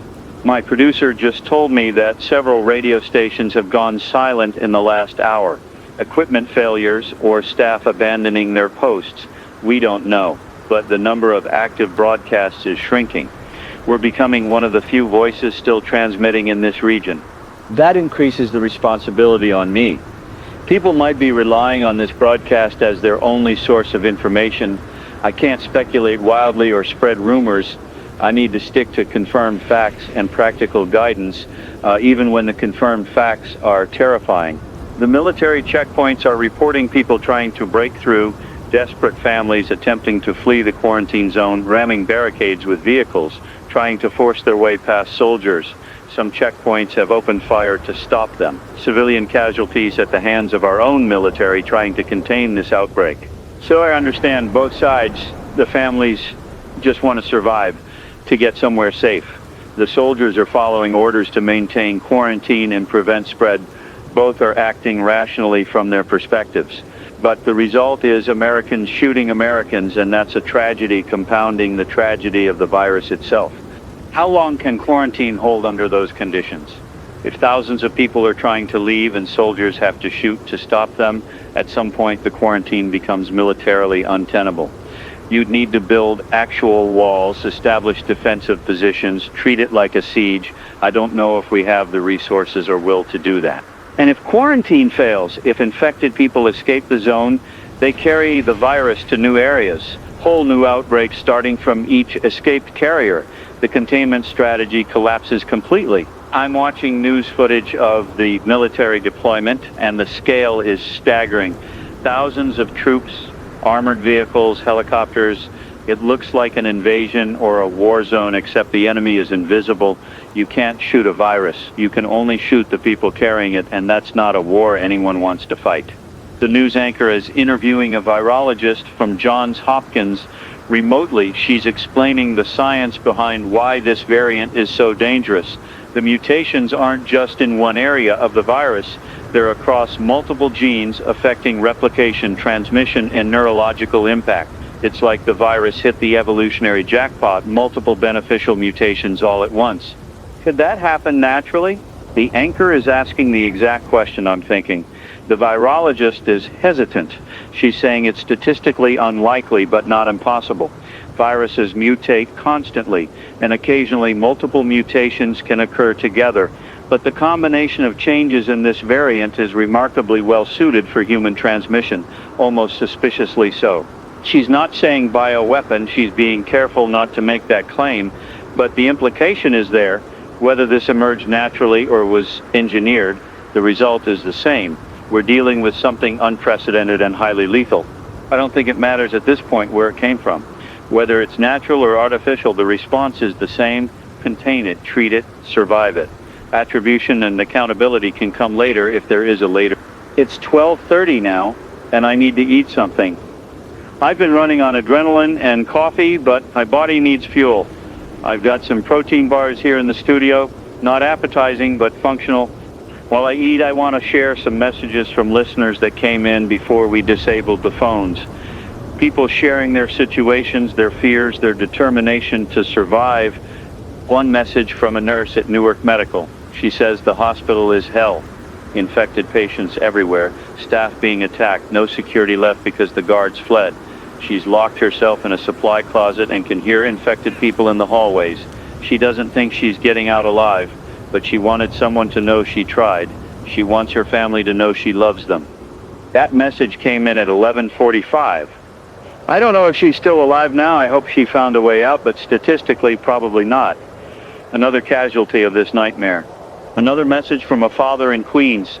He says his son was bitten yesterday, started showing symptoms this morning, and he had to lock him in the basement. He can hear his son screaming and banging on the door, but he's not letting him out. He's asking if there's any hope, any treatment coming that might save his son. I don't have an answer for him. The trials for antiviral treatments are just beginning. Even if something works, it'll be days before it's available, and his son probably doesn't have days. The honest answer is no, there's no hope for his son. but I can't say that on air. I can't destroy what little hope people are clinging to. So I equivocate. I say treatments are being tested. Results should be available soon to keep monitoring official announcements. It's not quite a lie, but it's not the truth either. The truth is his son is going to die, and all he can do is make sure the rest of his family doesn't die with him. A message from a woman in Brooklyn. She's alone in her apartment, and she can hear infected people in the hallway. They've been trying to break down her door for the past hour. She's pushed furniture against it, but she doesn't know how long it'll hold. She's asking if police are coming, if anyone is coming to help. No, nobody's coming. Emergency services are overwhelmed and not responding to most calls. She's on her own. I want to tell her to find a weapon, defend herself, escape through a window if possible, but I don't know her specific situation. Maybe she's on the 10th floor and windows aren't an option. Maybe she has no weapon available. All I can say is be resourceful, be brave, and fight to survive. It feels inadequate, but it's all I have. These messages are breaking my heart. Real people, real suffering, and I'm sitting here safe in a studio, unable to help any of them. The powerlessness is crushing. I can broadcast information, but I can't save anyone. I can't stop the virus, can't protect people, can't do anything except talk. But maybe talking matters. Maybe someone listening will hear something that helps them survive.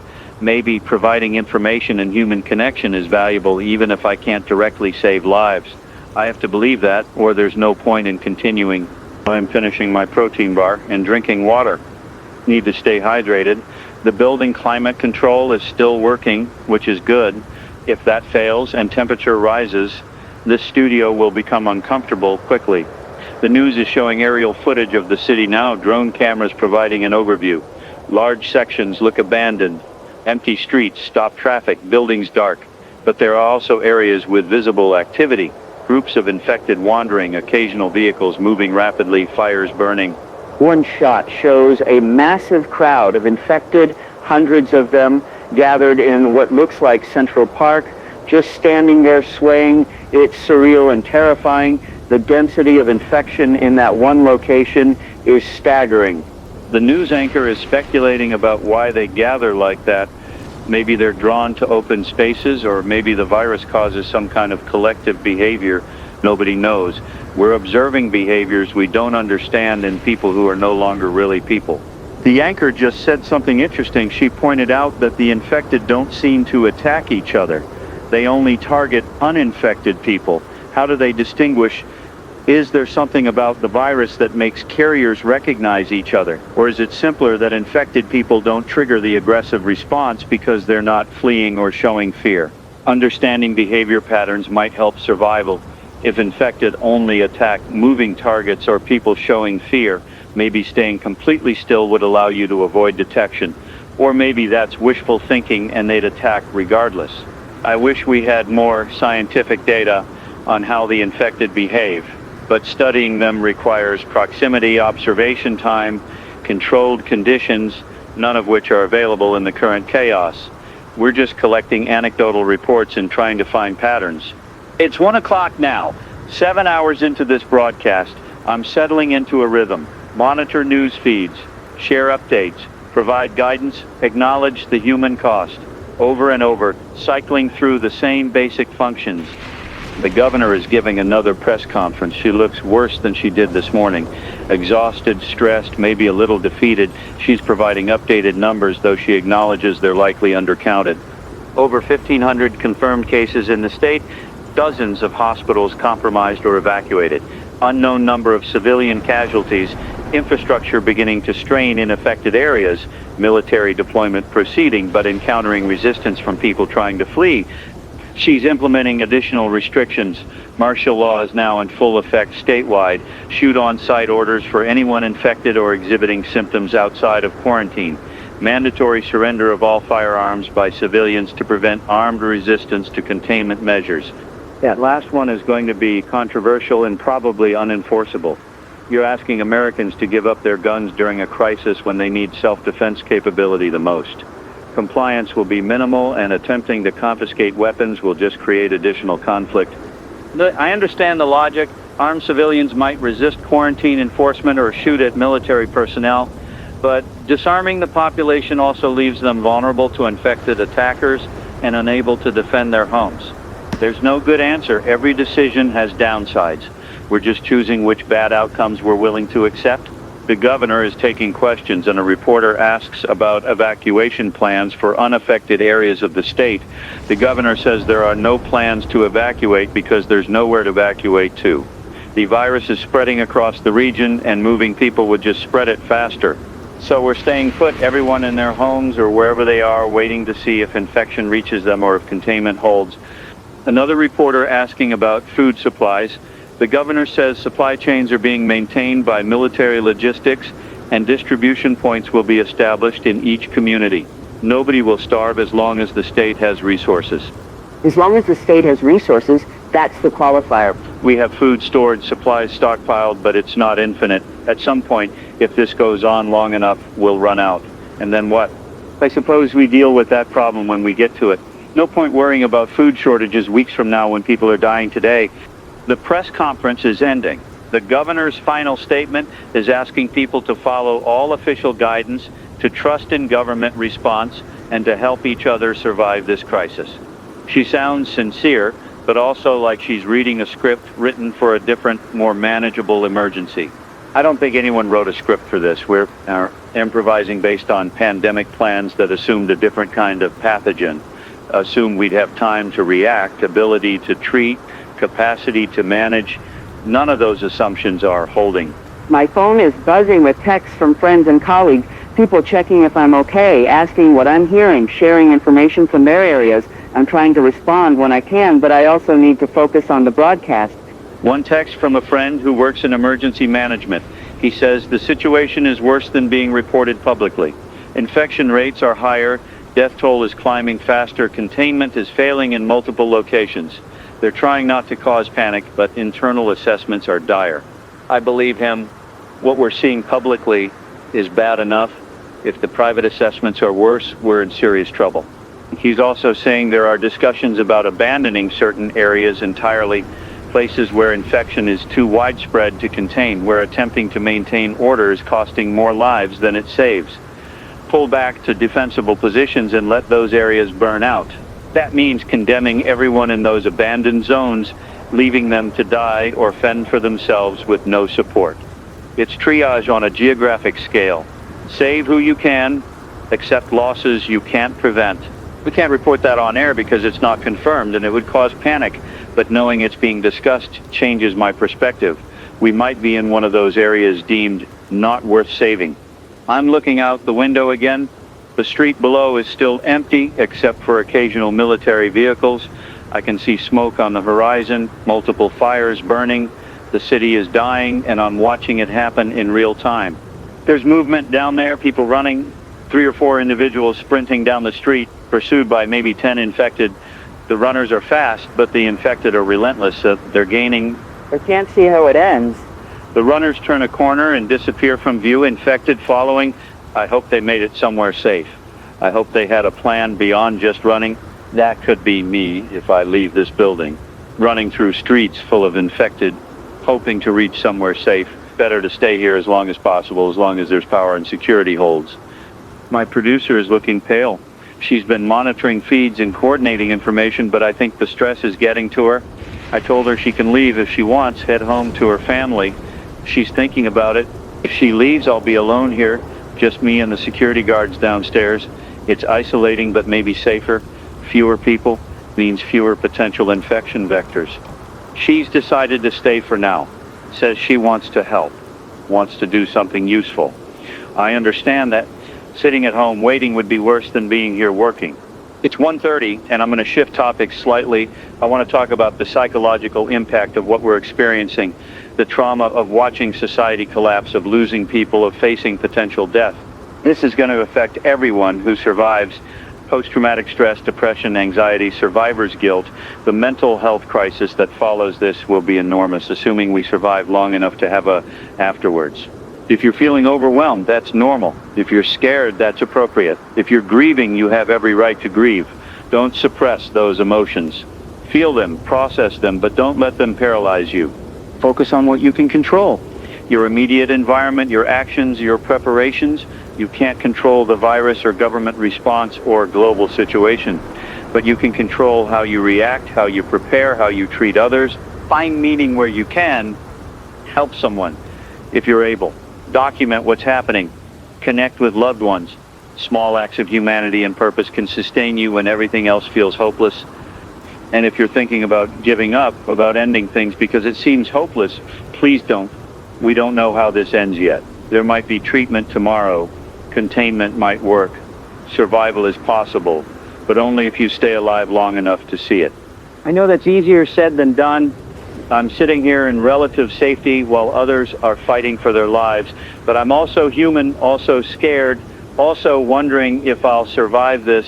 We're all in the same existential crisis together. The suicide hotline number again is 1-800-273-8255. If you're in crisis, call them, talk to someone. Don't face this alone. I'm seeing reports of people taking their own lives rather than face potential infection. I understand the impulse, control over your own death when everything else is out of control, but it's premature. We're still in the early stages. There's still hope. Hope is hard to maintain when the evidence points toward catastrophe. But humans are resilient. We've survived plagues before. Not everyone, but enough to continue. Enough to rebuild. That has to be the assumption we operate under. The news is showing more military deployments. Federal troops arriving to supplement National Guard, tanks, armored personnel carriers, heavy equipment. The scale of mobilization is incredible. The reporter is asking a general what the mission is. He's being vague. Support civilian authorities, maintain order, protect critical infrastructure. All standard language that doesn't reveal actual strategy. I think the mission is containment at all costs. Even if that means shooting civilians, letting areas burn, accepting mass casualties. The military's job is to prevent this from spreading further. Period. Individual lives are secondary to that strategic objective. It's brutal calculus, but probably necessary. If this spreads beyond the current quarantine zones, if it reaches the entire country, we lose everything. Better to sacrifice those already infected to save those still clean. I'm one of the potentially infected in the quarantine zone, exposed to risk, subject to that brutal calculus. If I were outside the zone, I'd probably support the containment strategy. Inside, it feels like abandonment. Perspective matters.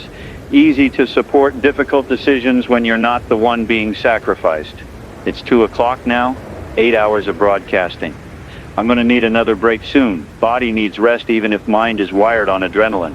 The case numbers are completely useless at this point. We're past tracking individual cases into measuring overall infection rate in the population.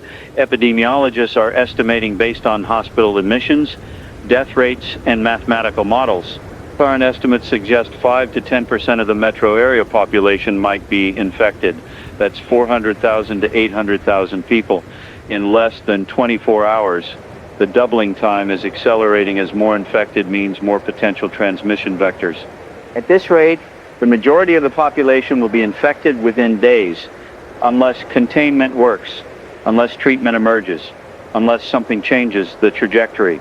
I'm trying to imagine what this city looks like in 3 days if current trends continue. Millions infected, millions dead, infrastructure collapse, survivors hiding wherever they can, the military trying to maintain control of a wasteland. It's apocalyptic, not metaphorically, literally the end of the world as we know it. The city might never recover. Even if we stop the virus eventually, the damage might be too severe to rebuild. Other cities are experiencing similar trajectories. Boston, Philadelphia, D.C., all reporting exponential growth. The entire East Coast corridor is becoming a plague zone. And internationally, it's spreading even faster in some places. Cities with higher density, less developed healthcare infrastructure, weaker government response. The death tolls are going to be staggering. China is reporting they've sealed off entire cities. Tens of millions of people in complete lockdown, military enforcing quarantine with lethal force. If anyone tries to leave, they're shot on sight. It's draconian, but might be the only effective response. European countries are implementing similar measures. Russia's response is opaque, but reports suggest they're being even more brutal than China. Anyone showing symptoms is being executed immediately to prevent spread. The moral questions are overwhelming. Is it justified to kill infected people to protect the uninfected? Is it murder or necessary public health intervention? Where's the line between reasonable precaution and atrocity? I don't have answers. I just know that people are dying in massive numbers, and governments are doing whatever they think necessary to stop it. The Philippines is reporting complete breakdown of government control in Manila. Infected overrunning the city, authorities fled, population on their own. If that pattern repeats in other places, we'll have major cities simply ceasing to function as organized entities. What happens to millions of people in a city without government, without services, without security? Chaos, violence, death, survivors forming groups, defending territory, competing for resources, reversion to something primitive and brutal. We're watching civilization collapse in real time, the structures we built over centuries coming apart in hours. It's sobering and terrifying. I need to take that break now. 10 minutes. I'll be right back. Stay with Tenor. I'm back. Splashed water on my face, tried to clear my head, and it's hard to maintain focus after so many hours of this, but I need to keep going. The building security just reported an incident. Infected people tried to enter the lobby. The guards engaged and had to shoot 2 of them. The bodies are in the street outside. So the infection is at our doorstep now. Not abstract threat in other neighborhoods, but right here. The guards are securing all entrances, barricading with whatever they can find. We're turning this building into a fortress. How long can we hold if infected are actively trying to get in? Security has weapons and ammunition, but not unlimited supplies. If we're besieged by dozens or hundreds of infected, eventually they'll either overwhelm defenses or we'll run out of ammo. I need to think about exit strategies. If this building becomes untenable, where do I go? Home to my family? Try to reach a military checkpoint? Find some other secure location? No good options. The streets are full of infected. Travel means exposure. Staying means potential siege. Every choice carries enormous risk.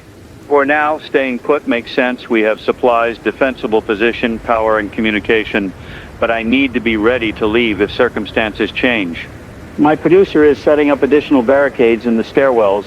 If infected get into the building, we want to slow their access to upper floors. It's probably futile. They're relentless and strong, but any barrier helps. I'm alone in the studio now. She's downstairs helping with fortifications. It's quieter without her presence, more isolating. Just me and the microphone and the world ending outside. The afternoon light is strange. Smoky from all the fires, giving everything an orange tint. It's beautiful in an eerie way. Apocalypse has aesthetics, apparently. I'm getting philosophical, which probably means I'm more tired than I realize. Need to stay sharp, stay focused on practical matters. The news is reporting that communication infrastructure is beginning to fail in some areas. Cell towers going down, internet nodes offline, power outages spreading. The information network that connects everything is fragmenting. If communication fails completely, we're back to isolation. No way to coordinate response, share information, call for help. Just scattered groups of survivors without knowledge of what's happening beyond their immediate area. Radio might be one of the few remaining communication methods if everything else fails. AM and FM broadcasts can reach large areas with simple receivers. As long as stations have power and transmitters work, we can keep broadcasting. That's why I need to stay on air. I might become one of the only sources of information for people in this region. That's a responsibility I can't abandon. It's 2:30 now. The sun is past its peak. Afternoon slowly turning toward evening. I'm dreading nightfall. Darkness will make everything worse. Infected harder to see, security harder to maintain, fear more intense. There are reports of increased infected activity at night. Maybe they're photosensitive, avoiding daylight, or maybe it's just that darkness makes them seem more numerous. Either way, nights are when most attacks occur. People need to be especially secure at night. Locked in, lights off to avoid attracting attention, silent, treat it like an air raid. Stay hidden until dawn. I'm wondering if I should sleep at some point. I've been awake since 5 this morning, and fatigue will eventually compromise my ability to broadcast effectively, but sleeping feels like abandonment. People listening might need continuous coverage. Maybe I can do shifts, broadcast for a few more hours, sleep for a couple, then resume.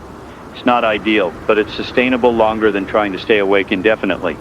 My producer is back. She says the lobby is as secure as they can make it. Furniture blocking doors, windows barricaded. The guards are positioned with clear fields of fire. If infected try to force entry, they'll be met with bullets. How many infected are out there? Are we talking dozens or thousands? The guards killed 2, but how many more are wandering nearby? She's monitoring police radio, and it's chaos. Calls for help from every precinct. Officers under attack requesting backup that isn't available. Some precincts have gone silent entirely, either overwhelmed or abandoned. Law enforcement is collapsing. The thin blue line that maintains order is breaking. And when police can't respond, people are on their own against both the infected and each other. Reports of looting are increasing. Not just food and supplies now, but electronics, valuables, everything. People taking advantage of the breakdown to steal. Some are probably desperate for resources. Others are just opportunists. Gun stores are being raided. People arming themselves for protection, or maybe planning violence. Firearms in the hands of panicked civilians is a recipe for additional casualties beyond the virus. I'm hearing gunfire in the distance. Regular reports, probably someone defending their position, or maybe infected being put down, or maybe just random violence. The soundscape of the city has changed completely. Instead of traffic and sirens and urban noise, it's gunfire and screams and silence. The silence is worse than the sounds. Empty space where life used to be. I'm trying not to imagine what's happening in those silences, in the individual tragedies, the last moments of people who didn't survive. It's too much to process emotionally. Focus on the work. Broadcast information. Help people survive. Don't get lost in grief for millions of strangers. The news is showing footage from a military checkpoint where a large crowd tried to force through. The soldiers opened fire, killing dozens, bodies lying in the street, survivors fleeing, complete chaos. Were those people infected or just desperate families trying to escape? The footage doesn't show clearly enough to tell. Maybe the soldiers couldn't tell either and shot anyone who wouldn't stop. Tragic either way, but if even some of that crowd was infected and they'd broken through, they would have spread the virus. Beyond the quarantine line, the soldiers did what they had to do. I keep telling myself that they did what they had to do, but I'm watching footage of American soldiers killing American civilians, and no amount of rationalization makes it acceptable. Necessary, maybe, but not acceptable. The moral injury of this crisis extends beyond the infected and the dead. The survivors, especially those forced to make impossible choices, will carry trauma forever. The soldiers shooting civilians, the parents locking infected children away, the doctors abandoning patients. None of them will be the same after this. Assuming there is an after. Assuming enough people survive to build a future where trauma can be processed and healed. It's 3 o'clock now. 9 hours of broadcasting. My voice is getting hoarse despite drinking water constantly. Going to have to pace myself better, or I won't be able to talk at all. The CDC is releasing preliminary results from the antiviral trials. I'm reading the report now. None of the tested compounds showed significant efficacy. The virus is resistant to everything they tried. That's devastating. The hope was that some existing medication would work, providing immediate treatment option.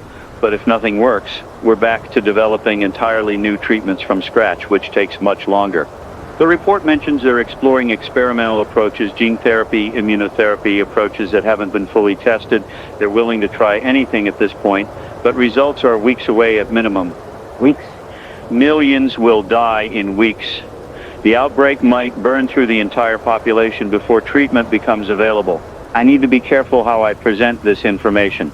Don't want to destroy hope completely, but people deserve honesty. So I'm saying the initial trials weren't successful, but research continues with multiple promising avenues.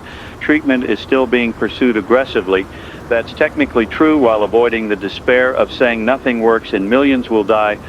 Is that responsible journalism or dishonest manipulation? I'm not sure anymore. The line between maintaining morale and lying feels very thin. A listener just sent an email asking if they should kill their infected family member to prevent them from suffering.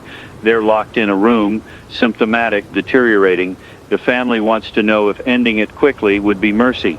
I can't answer that. I can't tell someone to commit what is legally murder, even if it might be ethically defensible. I'm not a moral authority or legal advisor. But what do I say? Don't kill your family member. Let them suffer through the full progression of the disease. That seems cruel too. But to deflect, say those are deeply personal decisions that each family has to make based on their values and circumstances, which is true but unhelpful. The reality is that infected people are dying in agony, and ending that suffering might be merciful. But I can't say that on air. Can't give people permission to kill, even in mercy. This is the kind of impossible situation the crisis creates. No good answers, just gradations of terrible options.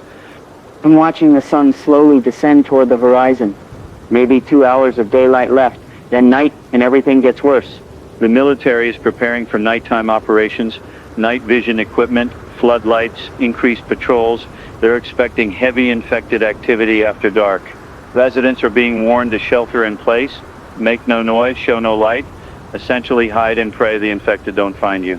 I'm wondering if I should turn off the broadcast at night. The transmitter signal might attract infected if they're drawn to electromagnetic radiation or if the tower lights are visible. But cutting off communication seems wrong too. Going to consult with engineering about minimizing our electromagnetic signature while still broadcasting, maybe reduce power, use directional antennas, something to maintain the broadcast while being less obvious. Engineering says they can reduce power to about 30% and still cover most of the metro area. Range will be reduced, but people close enough to need the information will still receive it, and lower power means less detectable signal. Good compromise. We'll implement that at dusk. The news is reporting complete breakdown in Philadelphia. Government evacuated, hospitals abandoned, infected controlling large sections of the city. It's fallen in less than a day. If a major city can fall that fast, nowhere is safe. The virus moves faster than we can respond. By the time we recognize the severity and implement measures, it's already too late. Boston is reporting similar situation. Washington, D.C. is under siege. Baltimore has gone dark, no communication in or out. The eastern seaboard is lost. That's the reality. We're just waiting to see if containment holds anywhere or if it spreads to the entire country. Midwest cities are implementing preemptive lockdowns. Chicago, Detroit, Cleveland, all going into full quarantine before the virus even arrives. It's the right move, but economically and socially devastating. The entire country is shutting down, production stopped, supply chains broken, economy frozen. Even if we stop the virus, recovering from this will take years, maybe decades. And that's assuming we stop it. If it keeps spreading, if it reaches global saturation, human civilization might not recover at all. We'd be reduced to scattered survivors in a world of infected and dead. I'm catastrophizing again. Need to pull back from the worst case thinking and focus on present reality. Present reality is bad enough without imagining even worse futures. It's 3:30 and I'm going to take another short break. 5 minutes. Stay with 10 with a 4.7 FM. Back. Stretched. Did some breathing exercises to manage stress. Need to take care of my body and mind if I'm going to keep this up. The security guards just radioed that there are more infected gathering outside. They're not actively trying to get in, just congregating in the street, maybe drawn by noise or light or just random clustering. We're going dark early, shutting off all external lights, closing blinds, minimizing noise. The broadcast will continue, but we're trying to be as invisible as possible. Looking out through a crack in the blinds, I can see them down there, maybe 20 or 30 people, if they can still be called people, standing in loose groups, swaying, occasionally moving in random directions. They don't look overtly threatening at the moment, not running or attacking, just existing in that eerie, infected state. But if something triggers them, if they focus on this building, they could become dangerous quickly. I'm going to continue broadcasting, but more quietly, speaking softly, reducing audio levels. People listening will have to turn up their volume, but it's better than attracting unwanted attention. The sun is getting lower, maybe 90 minutes until full darkness. I'm watching the light fade and feeling dread building. Primitive fear of the dark, of unseen threats. My producer is staying overnight. She called her family, said goodbye in case she doesn't make it, and committed to staying here. I appreciate it. Having someone else in the building makes it feel less isolating. The guards are also staying, though I'm sure they'd rather be home with their families. Professional dedication, or maybe nowhere safer to go. Either way, I'm grateful. So we're 4 people in this building, preparing to spend the night barricaded against an unknown number of infected in the streets below. It feels surreal, like something from a movie rather than actual experience.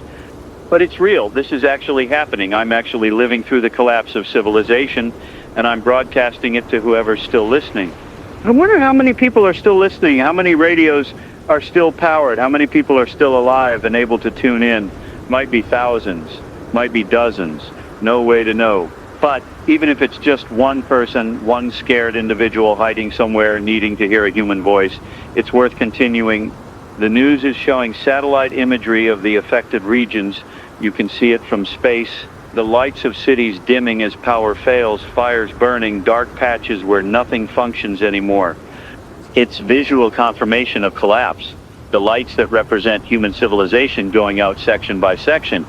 Other parts of the world still look normal from space. Asia, Europe, outside the affected areas, South America, all still lit and functioning, but infected cases are being reported globally. Those lights will start going out too. I'm watching humanity's presence on Earth shrink in real time. It's humbling and terrifying. An expert is explaining that if the virus isn't contained within 72 hours, it'll be impossible to stop.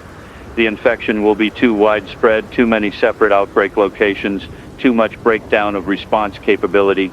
72 hours from when, from first recognition of the outbreak?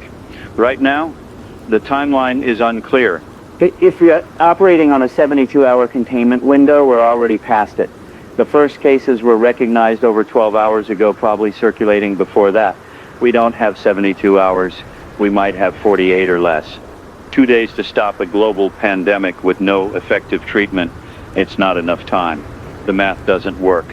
I think we're past the point of containment. The question now is survival. How many people can we save? How much of civilization can we preserve? What does the world look like on the other side of this? Dark questions with no good answers. It's 4 o'clock now, 10 hours of broadcasting. I'm exhausted but wired on adrenaline. Sleep seems impossible even though my body needs it. The phones are completely dead now. Not just disabled, actually non-functional. Either the network is down or our equipment failed. Either way, no more incoming calls. Internet is getting spotty too. Pages loading slowly, connections dropping. The infrastructure is degrading as maintenance personnel abandon their posts and systems fail. Eventually, we'll lose internet completely. Then it's just broadcast radio, one-way communication. I talk, people listen, but no way for them to respond. That's isolating in a different way. Broadcasting into the void without feedback, without knowing if anyone's receiving or if I'm talking to empty air. But I'll keep talking anyway, because maybe someone's listening. Maybe it helps. Maybe it's all I can do. My producer just brought me some food from the vending machines, chips and candy bars. Not nutritious, but calories. Need to maintain energy. As she's setting up a sleeping area in one of the offices, taking shifts, one person monitoring while the other rests. Smart planning for a long siege. I volunteered to take first watch. She's been working hard on logistics and defenses. She should rest first. I'll wake her in a few hours and try to sleep myself. Assuming I can sleep. Assuming my brain will shut down enough to allow rest. Right now, it feels like I'll be wired forever, running on crisis energy until I collapse. The street below is getting darker as the sun sets. The infected are still there, more of them now, maybe 50 or 60. They're not doing anything threatening, just existing in that space. What are they experiencing? Is there any consciousness left, any awareness, or is it just the virus driving meat puppets through basic behaviors? I want to believe there's nothing left, that the infected aren't suffering. The alternative, that they're trapped inside their bodies watching themselves attack people, is too horrible to contemplate. The science suggests the virus completely destroys higher brain function. The infected are running on brainstem reflexes and viral programming. No thoughts, no feelings, no person left inside. That's merciful in a way. Death of the self before death of the body, not consciously experiencing what they're doing. I'm probably overthinking this. The threats to be avoided, the specific mechanics of their consciousness isn't relevant to survival. But I'm human, and thinking about these things is how I process. Trying to understand, to make sense, even when sense-making is futile. It's 4:30 now. Sun is very low, red light streaming through the window cracks. Beautiful and ominous simultaneously. The last news update I'm seeing is reporting global panic. Stock markets in free fall, governments declaring emergencies, international travel shut down, the whole world responding to the crisis. Some countries are closing borders completely, no one in, no one out, island nations cutting themselves off entirely, hoping isolation will protect them. It might work. If they can keep infected out and the virus hasn't already spread there, they might survive intact. Small populations, limited entry points, strong border control, they have a chance. But most of the world doesn't have that option. Continental nations with porous borders, international cities with millions of travelers daily, impossible to seal completely. The virus is everywhere now, or will be soon. Global saturation is inevitable at this point. Religious leaders are making statements, some calling for prayer and faith, others saying this is divine judgment. A few claiming it's the end times. I'm not religious, but I understand the impulse to find spiritual meaning in catastrophe. Humans need narrative, need to fit events into a framework that makes sense. Random, meaningless plague is harder to accept than purposeful divine action. Whatever helps people cope. If faith provides comfort, I'm not going to argue against it. The Pope gave a statement from the Vatican calling for unity, compassion, care for the suffering, standard religious messaging, but delivered with genuine emotion. He seems frightened like everyone else. Even the Pope doesn't have answers. We're all equally confused and terrified, regardless of position or faith. The music calls that would normally sound in Muslim communities are silent, mosques closed, gatherings prohibited, one of the most fundamental religious practices interrupted by disease. Same with churches, synagogues, temples of every faith, places of worship shuttered because gathering spreads infection. God can't protect you from a virus, apparently. I'm being cynical. People's faith is real and valuable to them, even if I don't share it. I should be respectful. It's just hard to see meaning in random biological catastrophe, easier to see chaos and suffering without purpose. The sun has set, darkness is falling, I can barely see the street below now, just vague shapes moving in the twilight. We've implemented the reduced power broadcast, hopefully less detectable, but still reaching people who need it. The temperature is dropping, going to be a cold night. Climate control is still working, but I'm not sure for how long. I'm settling in for a long dark period. Night watch, monitoring news, broadcasting information, waiting for dawn. This is my reality now. This small studio, this microphone, this window into a dying world. I'll stay here and keep talking until I can't anymore. Stay safe out there. Stay hidden. Stay alive. We'll get through this night together. Daniel Rothman, 1004.7 FM, continuing coverage of the crisis. The darkness is complete now. 5 o'clock in the evening, and the city that used to blaze with millions of lights is mostly dark. A few scattered fires provide orange glows on the horizon, and occasionally I see the beam of a searchlight from a military position sweeping across buildings. But the vibrant electric cityscape I've known my entire life is gone, replaced by something that looks medieval and dead. I can hear them down there, the infected moaning sounds, not quite human, guttural and wet like something's wrong with their throats or lungs. It's constant now, a background chorus of the diseased and dying. I'm trying to filter it out to focus on the broadcast, but it's always there at the edge of awareness. My producer, Sarah, I should use her name. Sarah is monitoring the emergency bands on a second radio. She's picking up fragmentary transmissions from police, military, other survivors. Most of it is desperate, calls for help that won't be answered, final messages from people who know they're not going to make it, occasional coordination between military units, still trying to maintain some kind of order. One transmission that just came through was from a National Guard unit requesting permission to abandon their checkpoint.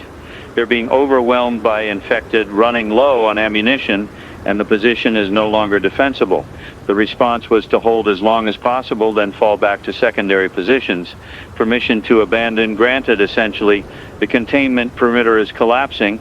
Another transmission from what sounds like a civilian, a man broadcasting on emergency frequency, asking if anyone can hear him, if anyone's still out there. He says he's trapped in an apartment building, infected have breached the ground floor, and he's running out of options. He's asking if there's any rescue coming, any help available. Nobody's responding to him. His plea is going out into the void unanswered. Eventually, his transmission cuts off mid-sentence. I don't know if he gave up, lost power, or something worse. Sarah and I just looked at each other. There was nothing we could do. I need to keep broadcasting useful information. Let me talk about the science again, what we understand about how this virus operates. Maybe understanding will help someone survive. The rabies virus in its traditional form is a neurotropic virus, meaning it specifically targets nerve tissue. It enters through a wound, typically a bite, and travels along peripheral nerves toward the central nervous system. This journey usually takes weeks or months, which is why post-exposure vaccination can work. You have time to build immunity before the virus reaches the brain. This variant is different. The mutations have allowed it to enter the bloodstream and cross the blood-brain barrier much more efficiently.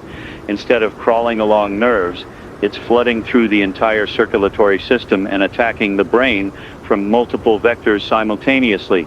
That's why symptoms appear in hours instead of weeks. Once in the brain, the virus causes acute encephalitis, inflammation, and swelling of brain tissue. This disrupts normal neural function and causes the behavioral changes we're seeing.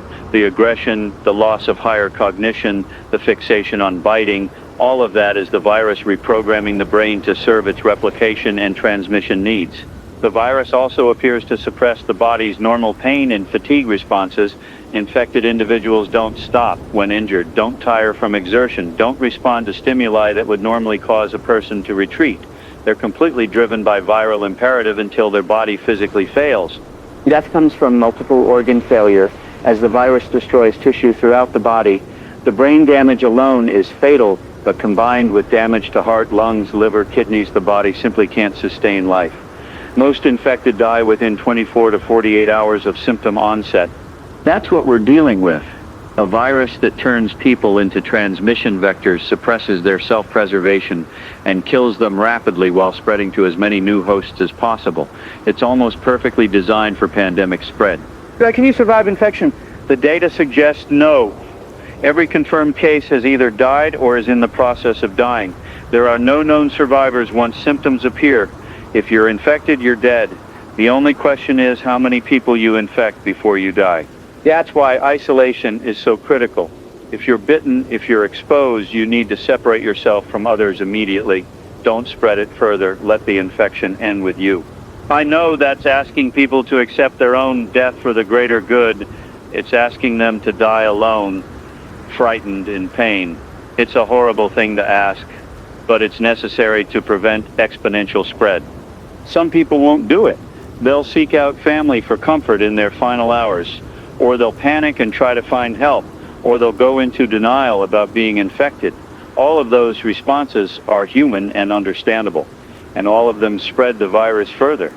We need to override our humanity to survive this, become cold, calculating, ruthless about isolation and containment.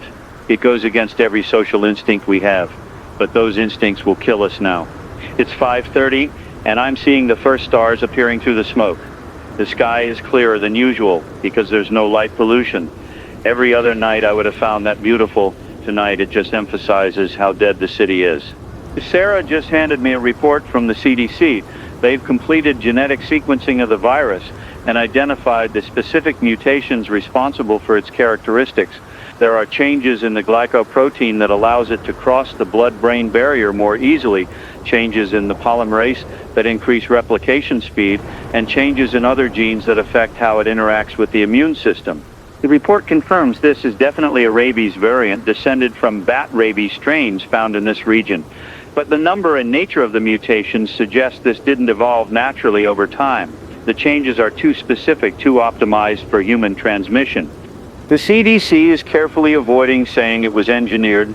They're using language like unusual evolutionary pattern and atypical mutation cluster, but reading between the lines, they're suspicious. This might not be a natural occurrence. If it was engineered, that raises enormous questions. Who created it? Why? Was it released deliberately, or did it escape from a lab? Was it a bioweapon that got loose, or research that went wrong? Then I can't speculate about that on air. It would fuel conspiracy theories and distract from survival priorities. But I'm thinking about it. Someone might have created this thing. Someone might be responsible for the deaths of millions, If that's true, if this was deliberate, I don't have words for the evil involved. Creating a virus this lethal and releasing it into population centers, it would be genocide on an unprecedented scale. But again, that's speculation. Could be natural. Could be the virus just got lucky evolutionarily and hit multiple beneficial mutations at once. Unlikely, but possible. What matters now is stopping it, not determining origin. Attribution can come later if there is a later. The news is reporting that the president and essential government personnel have been evacuated to secure locations. Continuity of government protocols in effect. The White House is empty, Congress has dispersed, Supreme Court justices relocated. The government still exists, but it's operating from bunkers and secure facilities isolated from the general population, making decisions about people's lives from safety while those people die in the streets. I understand the logic. Leaders need to survive to coordinate response and govern, but it still feels like abandonment. The powerful protecting themselves while the rest of us face the consequences.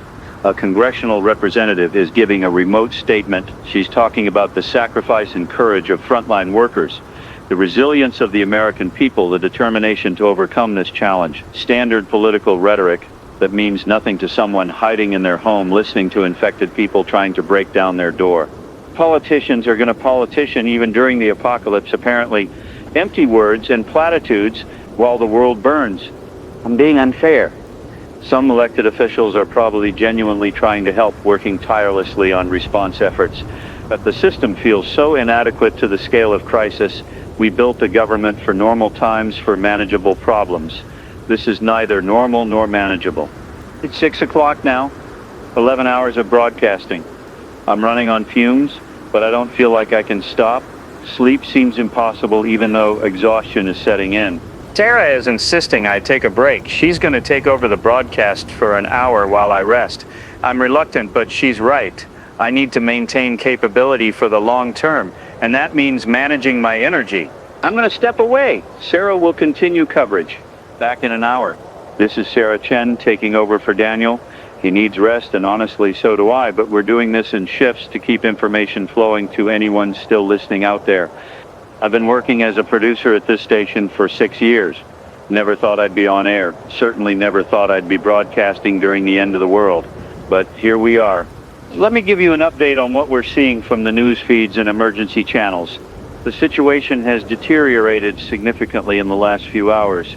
Multiple cities are reporting complete breakdown of civil authority. Philadelphia, Baltimore, Boston, all are essentially lawless now, with infected controlling large areas and survivors scattered and isolated. The military containment perimeter has collapsed in several locations. Infected have breached the quarantine zones and are spreading into previously unaffected areas. The strategy of geographic containment has failed. The virus is loose and spreading exponentially. International reports are even worse. London is burning. Paris has been evacuated. Berlin is under military lockdown with shoot-on-sight orders for anyone on the streets. Major European cities are experiencing the same rapid collapse we're seeing here. Asian cities are implementing extreme measures. Tokyo has sealed itself off completely, no one in or out. Military enforcing absolute quarantine. Beijing is dark, no communication coming out, which suggests either complete lockdown or complete collapse. We don't know which. The global death toll is estimated in the millions already, and that number is going to climb rapidly. We're watching human civilization face an existential threat in real time. I want to talk to the families out there, the parents trying to protect their children, the people isolated and afraid. I have a family too. My parents are across town, and I haven't been able to reach them since this morning. I don't know if they're alive, if they're safe, if I'll ever see them again.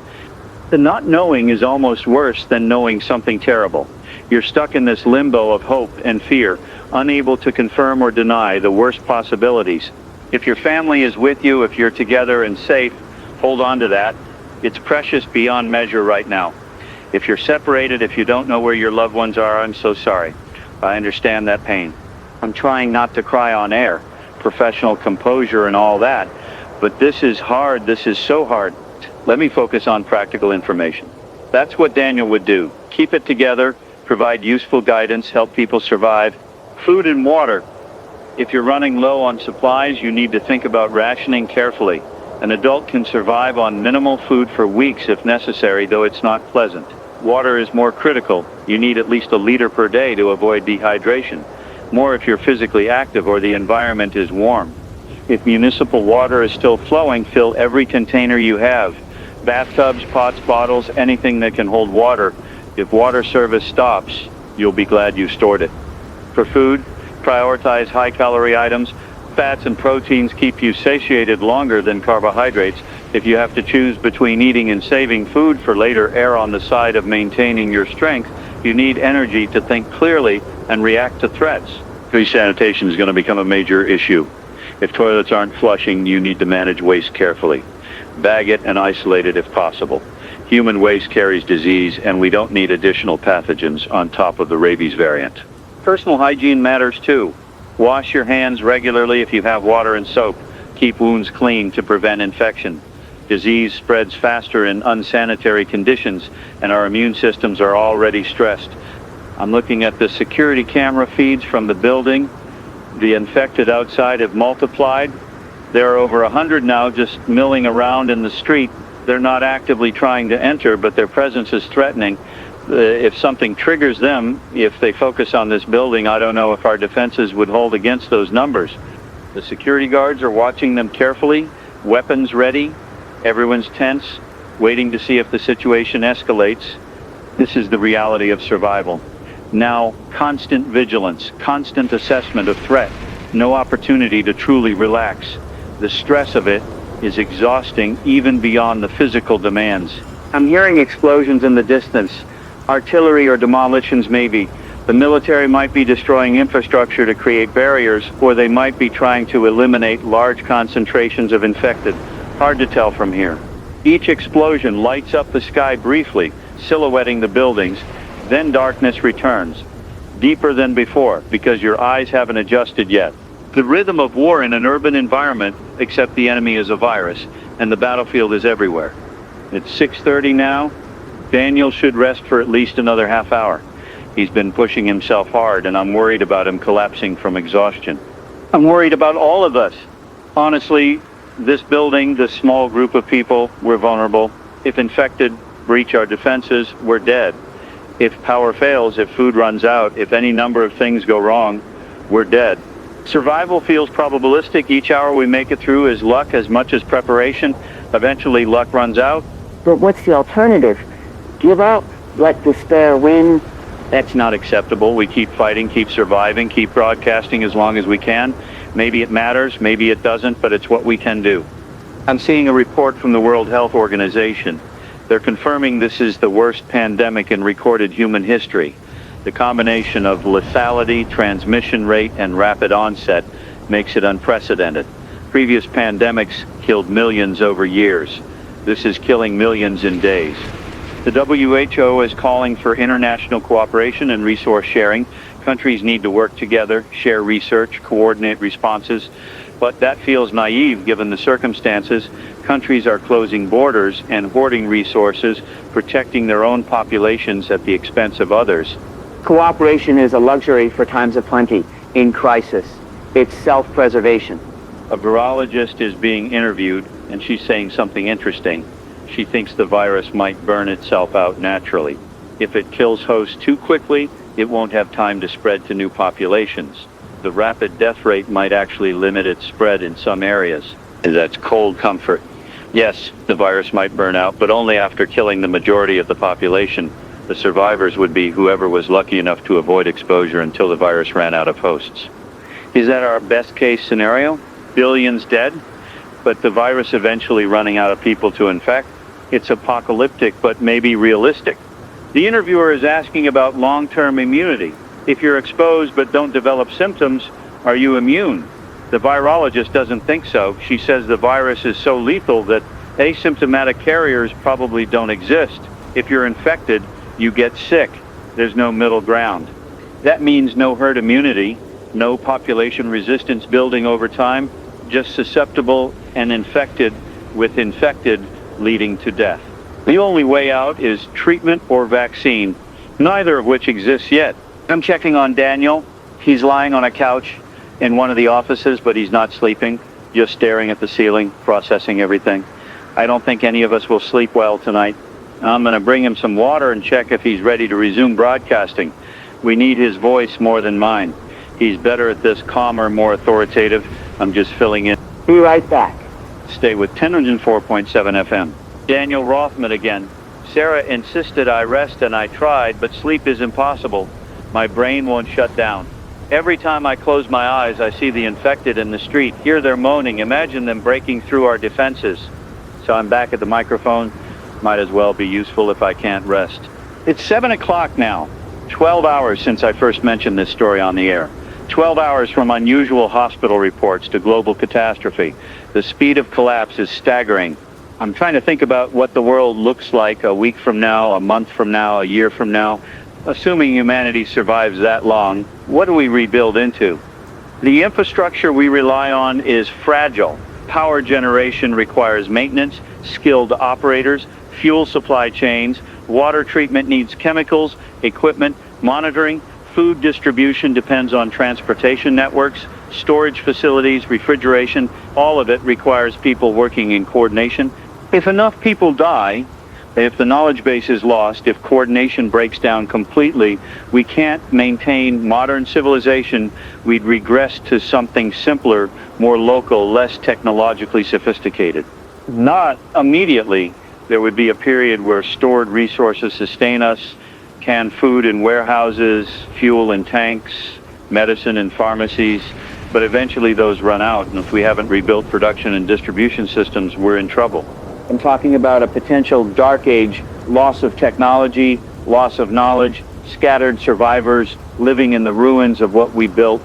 It's a worst case scenario, but not impossible. The best case is we stop this outbreak quickly, treatment becomes available, most people survive, the world returns to something like normal after a period of recovery. Between those extremes are countless possibilities. Regional variation in outcomes, some areas devastated while others survive relatively intact. Breakdown of national governments, but continuity of local communities. Technological regression in some domains while innovation continues in others. We won't know which future we get for days or weeks. We're living in the uncertainty, making decisions with incomplete information, hoping we're doing enough to survive. The news is showing footage from rural areas, small towns that have sealed themselves off, blocking roads, turning away outsiders, trying to create isolated bubbles of safety. It's a rational response. Limited population, control entry points, avoid infection. Some of these communities might make it through intact. If they can sustain themselves without external supply chains, if they can keep the virus out, they could preserve pockets of normalcy while urban areas collapse. But they're also vulnerable in different ways. Limited resources, no hospital facilities, dependence on infrastructure that requires external support. If power grids fail, if communication stops, they're isolated without help. There's no perfect strategy, urban or rural, rich or poor, prepared or unprepared. Everyone's at risk. It's just different risks with different probabilities. Getting a report of rioting at a military distribution point. People are desperate for food and supplies, and the distribution isn't keeping up with demand. The crowd turned violent, overwhelmed the soldiers, looted the supplies. Several people were shot, but the riot succeeded in taking what they wanted. That's going to become more common as resources dwindle and desperation increases. People will fight for survival. The thin veneer of civilization is already cracking, and underneath is something brutal. I want to believe people are fundamentally good, that we'll cooperate and help each other through this, and many will. We're seeing countless examples of courage and compassion, but we're also seeing violence, selfishness, and cruelty. Crisis reveals character, and human character is mixed. Angels and demons, heroes and villains, all present in our species. The question is, which tendency wins out? Do we come together or fall apart? Do we rebuild or devolve into chaos? I don't know. I hope for the best and prepare for the worst. It's 7:30 and the infected outside are getting more active. They're moving around more, making louder sounds, occasionally banging on buildings. The guards are on high alert, watching for any sign they might try to enter. Sarah is monitoring their movement with binoculars from a dark window. She says they seem to be drawn to sound and light. When a car alarm went off a few blocks away, a large group of them moved in that direction. When the alarm stopped, they dispersed again. That's useful information. Sound attracts them. So staying silent is critical for avoiding detection. Light might too, which is why we're staying dark. Military must know this. They're probably using it tactically. Create noise in one location to draw infected away from another.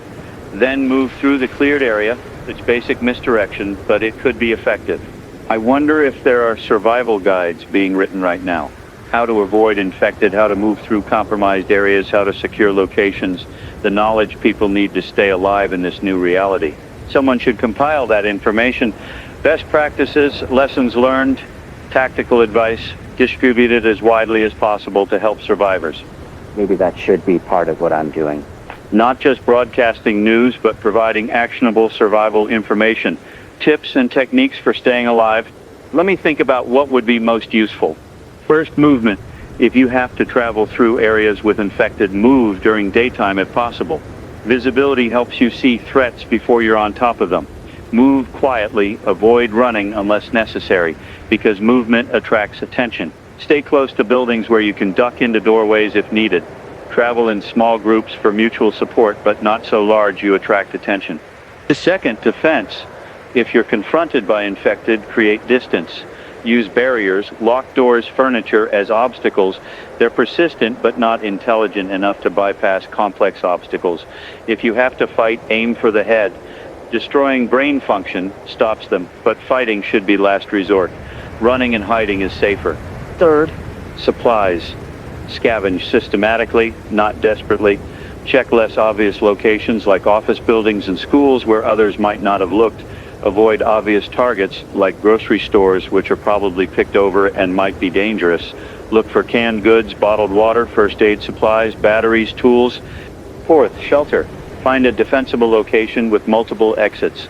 Upper floors are safer than ground level because infected have trouble with stairs. Secure all entry points. Create barricades that you can monitor. Have escape routes planned in case your position is compromised. Fifth, communication. Maintain a radio for information. Conserve battery power on phones and electronics. Establish signals with neighbors or allies so you can communicate without speaking. Create ways to coordinate without attracting infected attention. 6. Health. Treat injuries immediately. Even small cuts can become infected and you don't have access to hospitals. Keep yourself as clean as possible. Monitor your body for symptoms because early detection might give you time to isolate before you become a threat to others. 7th, psychology. Maintain routines where possible. Structure helps combat despair. Set goals, even small ones. Clean your shelter, organize supplies, maintain equipment. Activity fights helplessness. Connect with others if you can do so safely. Isolation is psychologically damaging. We're social animals. We need interaction. These are basics, but they might help someone survive. I'll keep providing this kind of practical guidance mixed with news updates. It's 8 o'clock now. 13 hours of broadcasting. The night is deepening and the sounds from outside are getting worse. More infected, more noise, more sense of threat. I'm reading a message that came in via email before the internet got too unreliable. It's from a doctor at one of the hospitals that's still partially functional. She's describing what she's seeing in detail and it's horrifying. She says infected patients are presenting with massive neurological damage. Brain scans show inflammation throughout the cerebral cortex, destruction of the frontal lobes, deterioration of motor control centers. The virus is essentially liquefying brain tissue, but patients remain mobile and aggressive despite this damage because the brainstem, which controls basic functions, is less affected. They're operating on pure instinct and reflex, all higher cognition destroyed. She's saying it's like the virus is selectively preserving the parts of the brain it needs while destroying everything else. Keep the motor functions for movement, keep the aggression centers for attack behavior, destroy everything related to reason, emotion, identity. It's creating biological robots programmed solely to spread the virus. That's what an infected person is. A meat puppet being piloted by viral imperative. The doctor is also reporting that some patients are showing unusual strength, breaking restraints, injuring security personnel, displaying physical capabilities beyond normal human limits. She thinks the virus might be suppressing the brain's normal limits on muscle exertion. Normally, our brains prevent us from using full muscular strength because it would damage our bodies. We're actually capable of much greater force than we typically use, but the limiters protect us from injury. If the virus is disabling those limiters, infected people could be significantly stronger than normal, at least temporarily until their muscles tear themselves apart. That makes them even more dangerous, not just aggressive and relentless, but physically enhanced.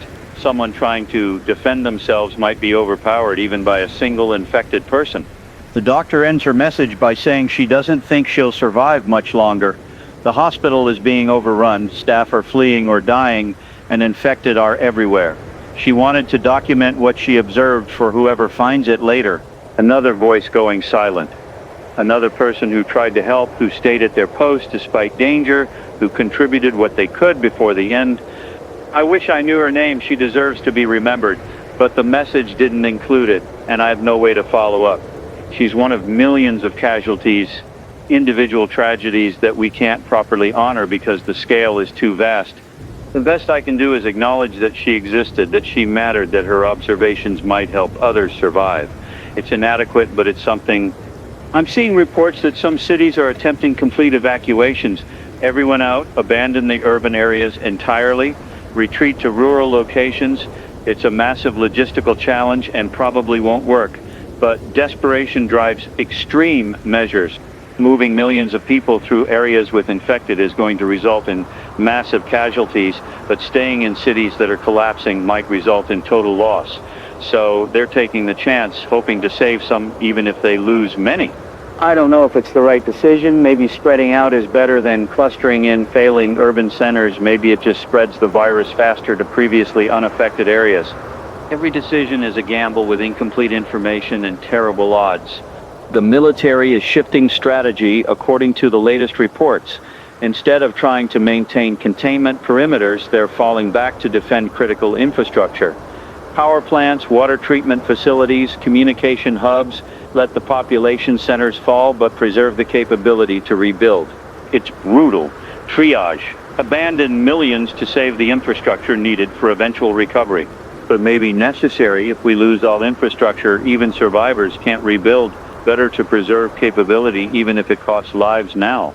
I'm thinking about the people being abandoned by this strategy, told that help isn't coming, that they're on their own, that the military is protecting facilities, not people.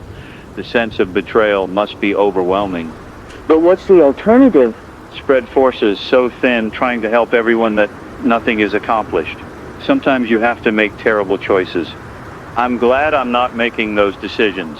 The moral weight would be crushing. It's 8:30 now. The guards just reported movement closer to the building. Infected are approaching the entrance, maybe drawn by some sound or just random wandering. Everyone's on alert. Weapons ready, watching to see if this becomes a problem. I'm continuing to broadcast, but quietly minimizing any sound that might attract attention. The infected are at the door now, banging on it, testing it. The barricades are holding so far, but if they're persistent, they might break through eventually. The guards are deciding whether to engage or wait. Shooting would eliminate the immediate threat, but might attract more infected with the noise. They're choosing to wait, see if the infected lose interest and move on. We're sitting in darkness and silence, listening to the banging, hoping it stops. This is terror, pure fear of imminent danger with no control over the outcome. Just waiting to see if we live or die. The banging continues. 5 minutes now, 10 minutes. Relentless pounding on the door. I can hear the door frame starting to crack. The barricade is weakening. The guards are moving into position. If the door fails, they'll have to shoot. 15 minutes of continuous assault on the door. That's going to give way.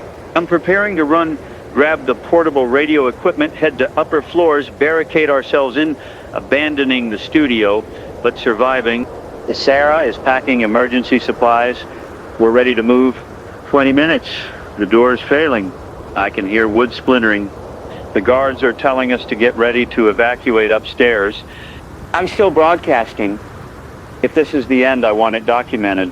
Someone should know what happened here. 25 minutes. The door is breaking. The infected are going to get through. The guards are opening fire. Gunshots incredibly loud in the enclosed space. I can hear bodies falling. More infected are coming, drawn by the noise.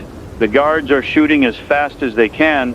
We're moving up the stairs, away from the lobby. The guards are falling back with us, maintaining fire.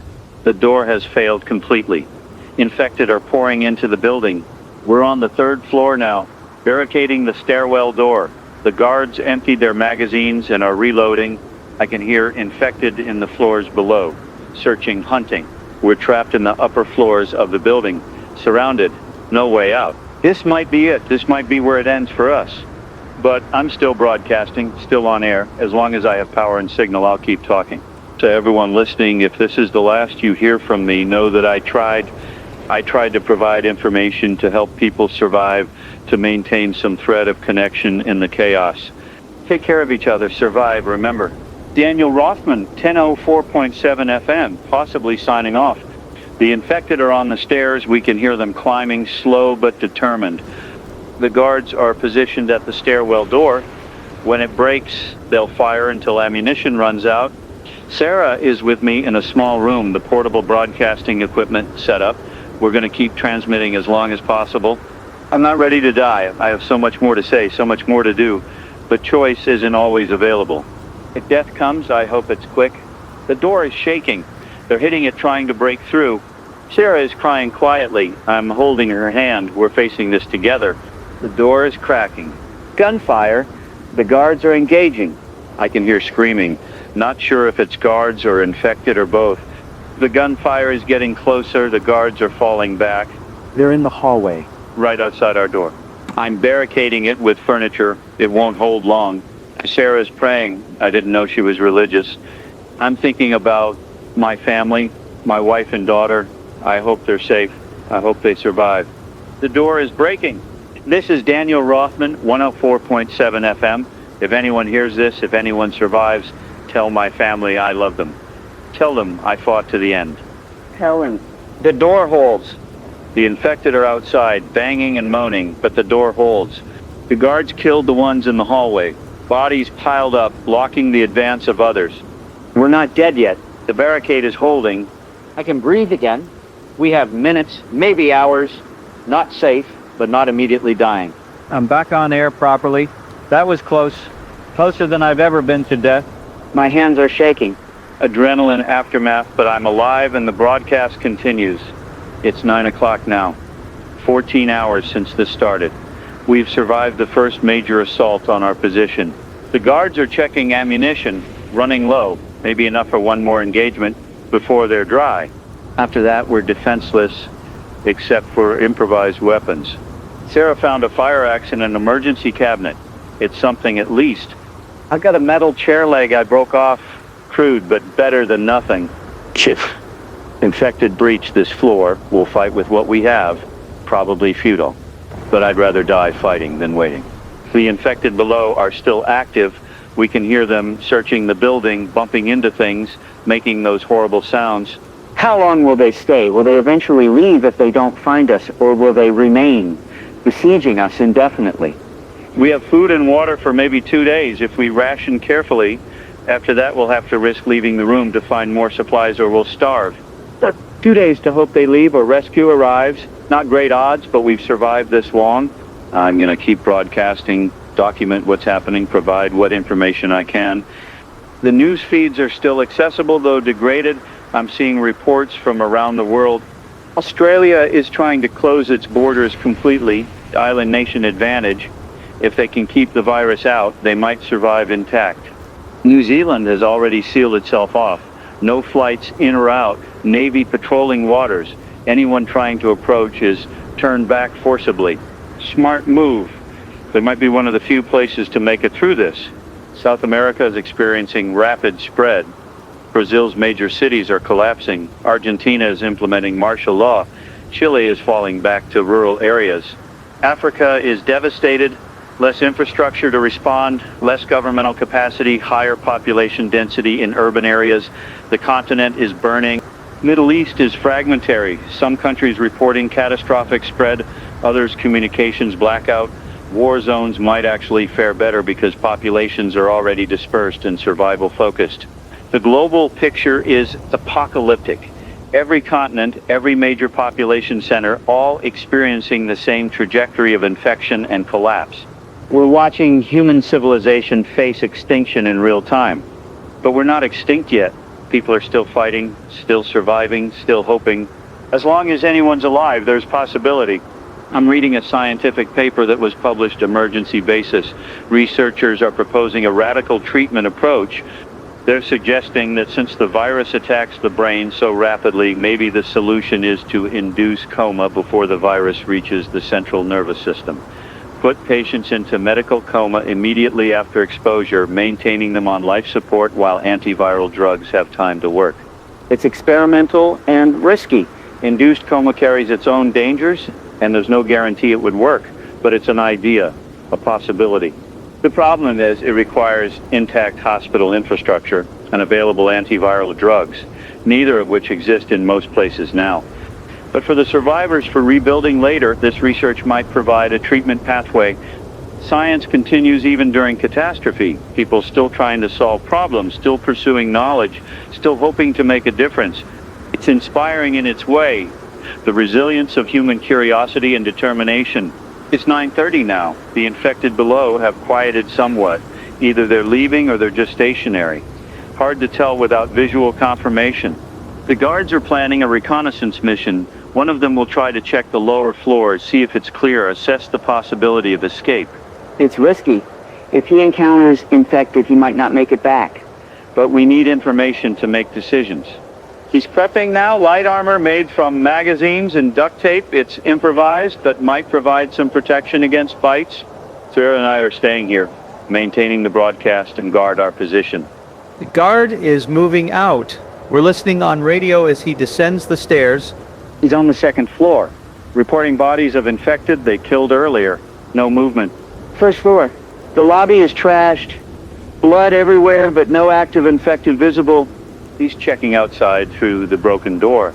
The street is full of infected, hundreds of them, but they're not focused on the building anymore, just wandering aimlessly. He's coming back up. He's coming back up. Mission successful, information gathered, no casualties.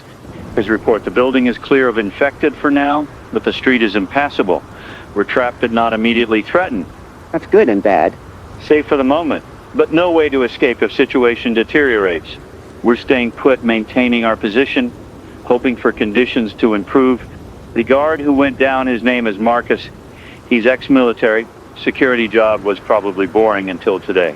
Now he's the reason we're alive. I thanked him. Inadequate words for the courage he showed, but it's all I have. He just shrugged, said it's his job, professional to the end. These are the people who will help humanity survive, the ones who do what needs to be done despite fear, who protect others, who maintain their posts. Not politicians or celebrities or wealthy elites hiding in bunkers. Regular people showing extraordinary courage. They're heroes, and most of them will never be recognized for it. I'm seeing a report that the CDC has authorized emergency human trials of an experimental treatment. It's a combination of antivirals, immunosuppressants, and compounds designed to cross the blood-brain barrier. They're testing it on infected patients with early symptoms. No time for normal protocols or extensive safety testing. Just inject and see if it works. Results should be available within hours. Either it stops viral replication and saves lives, or it doesn't and people die anyway. This is our best hope right now. A long-shot medical intervention that might provide a way to treat infected people before they deteriorate completely. I'm praying it works. Not religious, but praying anyway. Hoping that human ingenuity can overcome biological catastrophe. The alternative is too bleak to contemplate. It's 10 o'clock now, 15 hours of broadcasting. The night is halfway through, 4 or 5 more hours until dawn. Can we survive that long? Can anyone? I'm hearing explosions again, closer this time, something big detonating in the city. The building shook slightly. Whatever it was massive. Sarah is checking news feeds, reports of military conducting controlled demolitions, collapsing buildings to create barriers and fire breaks. They're destroying the city to save it, or to contain what can't be saved. Either way, the physical infrastructure of our civilization is being demolished deliberately. Even if we stop the virus, the rebuilding will take decades. The damage we're inflicting on ourselves in the attempt to survive might be irreparable. But survival comes first. Worry about rebuilding later. Another explosion.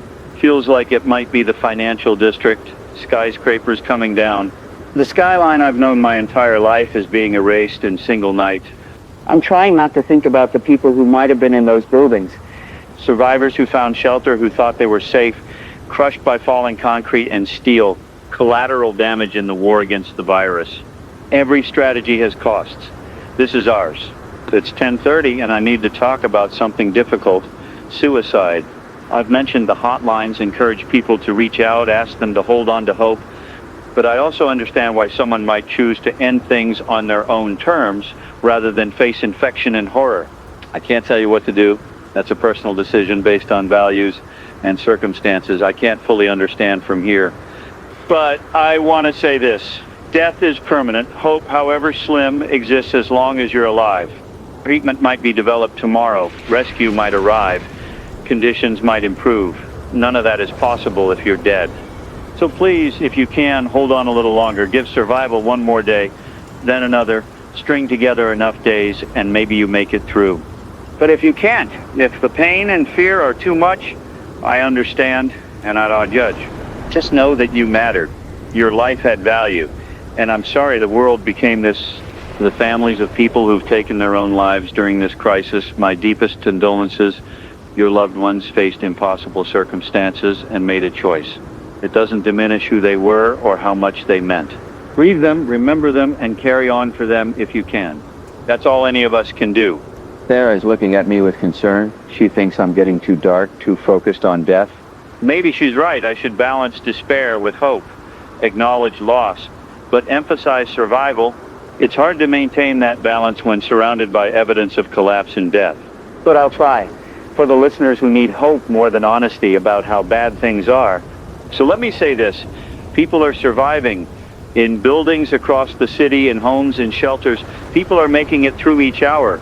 Communities are forming, neighbors helping neighbors, strangers banding together, groups organizing for mutual protection.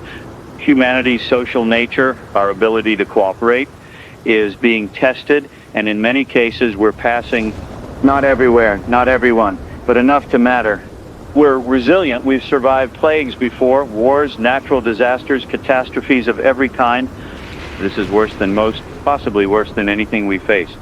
But we're still here, still fighting, still hoping. And as long as that's true, the future is possible. It's 11 o'clock now. 16 hours of broadcasting, 4 more hours until dawn. The infected outside have dispersed somewhat. The street is less crowded. Maybe they're spreading out to search for targets, or maybe some are dying from the virus running its course. Infected people don't live long. 24 to 48 hours on average from symptom onset to death. The ones we're seeing now might have been infected yesterday or this morning. By tomorrow, many will be dead, and the overall number of active infected might decrease. But new infections are happening constantly. So the population of infected remains high even as individuals die. Eventually, if we survive long enough, the virus might burn through the susceptible population and infections decrease naturally. But that's cold comfort when millions are dying to reach that point. I'm getting a message from the military command. They're broadcasting evacuation instructions for civilians in certain areas. If you're in the following zip codes, you're to proceed to designated rally points for evacuation to secure zones outside the city. They're listing zip codes and rally points. I'll relay them. If you're in 1001 through 199, proceed to Central Park South entrance. 1010 through 1099, proceed to Penn Station main entrance. 1200 through 1199, proceed to Brooklyn Bridge, Manhattan side. And so on, multiple rally points across the city. Evacuations are scheduled to begin at dawn, with military escort providing security. People are being told to bring minimal supplies, just what they can carry. No vehicles, follow military personnel instructions. Exactly. Anyone exhibiting symptoms will be denied evacuation. This is a chance for civilians to escape, but it's also incredibly dangerous. Moving through city streets to reach rally points means exposure to infected. The rally points themselves might be overwhelmed with desperate people. The evacuation process could be chaotic and deadly. But staying might be worse. Buildings are running out of food and water. Infrastructure is failing. The city is becoming unlivable. I can't tell people what to do. Evaluate your situation, weigh risks, make the best decision you can. If you're safe where you are, maybe staying is smarter. If you're running out of options, maybe evacuation is worth the risk. Either way, good luck. Kara and I are discussing whether we should try to evacuate. Our building is compromised, supplies limited, position increasingly untenable. But leaving means traveling through streets we know are full of infected, and we have equipment, the broadcasting setup, can't carry all of it. Do we abandon the broadcast to save ourselves, or stay and continue providing information as long as possible? Sarah thinks we should go, says we've done our part. Time to prioritize our own survival. I'm conflicted. This broadcast might be helping people. Abandoning it feels like abandoning everyone listening. But if we die here, the broadcast ends anyway. Maybe living to broadcast another day is the better choice. We're going to wait until dawn, see what the evacuation looks like. If it seems viable, we'll attempt it. If it's chaos, we'll stay. Decision deferred, but at least we have a plan. It's 11:30 now. The night is endless. Each hour feels like days. I'm so tired, exhausted beyond anything I've experienced, but also wired, unable to relax. The human body can endure a lot when necessary, running on adrenaline and necessity, pushing past normal limits. But there's a cost. I'll crash eventually, and when I do, it'll be complete. Need to keep going a few more hours. Make it to dawn, then reassess. The news is reporting that the experimental treatment showed mixed results. Some patients responded positively, viral load decreased, symptoms stabilized. Others showed no improvement. It's not a cure, but it's something, a potential treatment for early stage infection if administered quickly. The problem is production and distribution. There aren't enough doses for widespread use. It would need to be mass-produced, which takes time and functioning pharmaceutical infrastructure. But at least there's a pathway now. Something that works for some people is better than nothing working for anyone. Research teams are analyzing why it worked for some and not others, trying to identify factors that predict success. Age, overall health, time since exposure, genetic factors. If they can determine who's most likely to respond, they can prioritize treatment for those individuals and improve survival rates. This is how science works. Incremental progress, small victories building toward larger solutions. That won't save everyone, but it might save some, and every life saved matters. I'm seeing reports of international cooperation emerging. Countries sharing research data, coordinating on vaccine development, pooling resources. The crisis has forced collaboration that wouldn't have happened in normal circumstances. Nations that were competitors or enemies are working together because the threat transcends politics. It's one of the few positive developments, proof that humans can cooperate when existential stakes are clear. Maybe this crisis will reshape international relations, demonstrate the necessity of cooperation for solving global problems. Or maybe once the immediate threat passes, we'll revert to competition and conflict. I hope for the former, but expect the latter. It's midnight now. 17 hours of broadcasting. The day has turned over. It's technically tomorrow, though it feels like the longest single day of my life. Wednesday? The second day of the crisis. Yesterday morning, the world was normal. Now it's ending.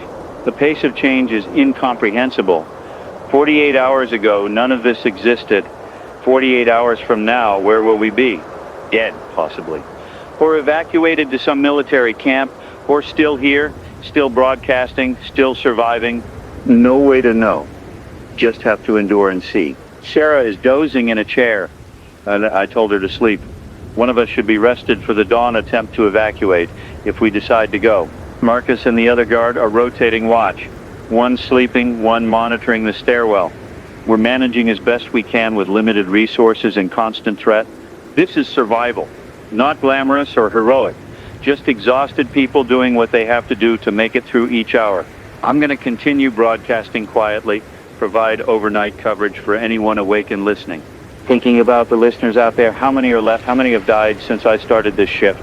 The audience for this broadcast is shrinking in real time as people succumb to infection or violence or despair. Eventually I might be broadcasting to no one, just talking into the void because it's all I know to do. But as long as there's even one person listening, one person who needs this connection, it's worth continuing. So I'll keep talking through the night into the dawn as long as I'm able. This is Daniel Rothman. 104.7 FM, still here, still broadcasting. Stay alive out there, please. Just stay alive. The darkness outside is absolute now. 12:30 in the morning and I'm running on fumes and fear. But I need to tell you something. There's been a development. I just received word from the CDC, and I need to share this carefully because I don't want to create false hope, but I also can't keep this from you. The experimental treatment I mentioned earlier, the one that showed mixed results, they've refined it. In the last 3 hours, they've been testing a modified version that includes a synthetic antibody component, and the success rate has jumped dramatically. They're reporting an 85% survival rate in patients treated within 6 hours of exposure. 85%, that's not a cure, but it's close enough to matter. The treatment requires intravenous administration and monitoring for at least 12 hours, so it's not something people can do at home.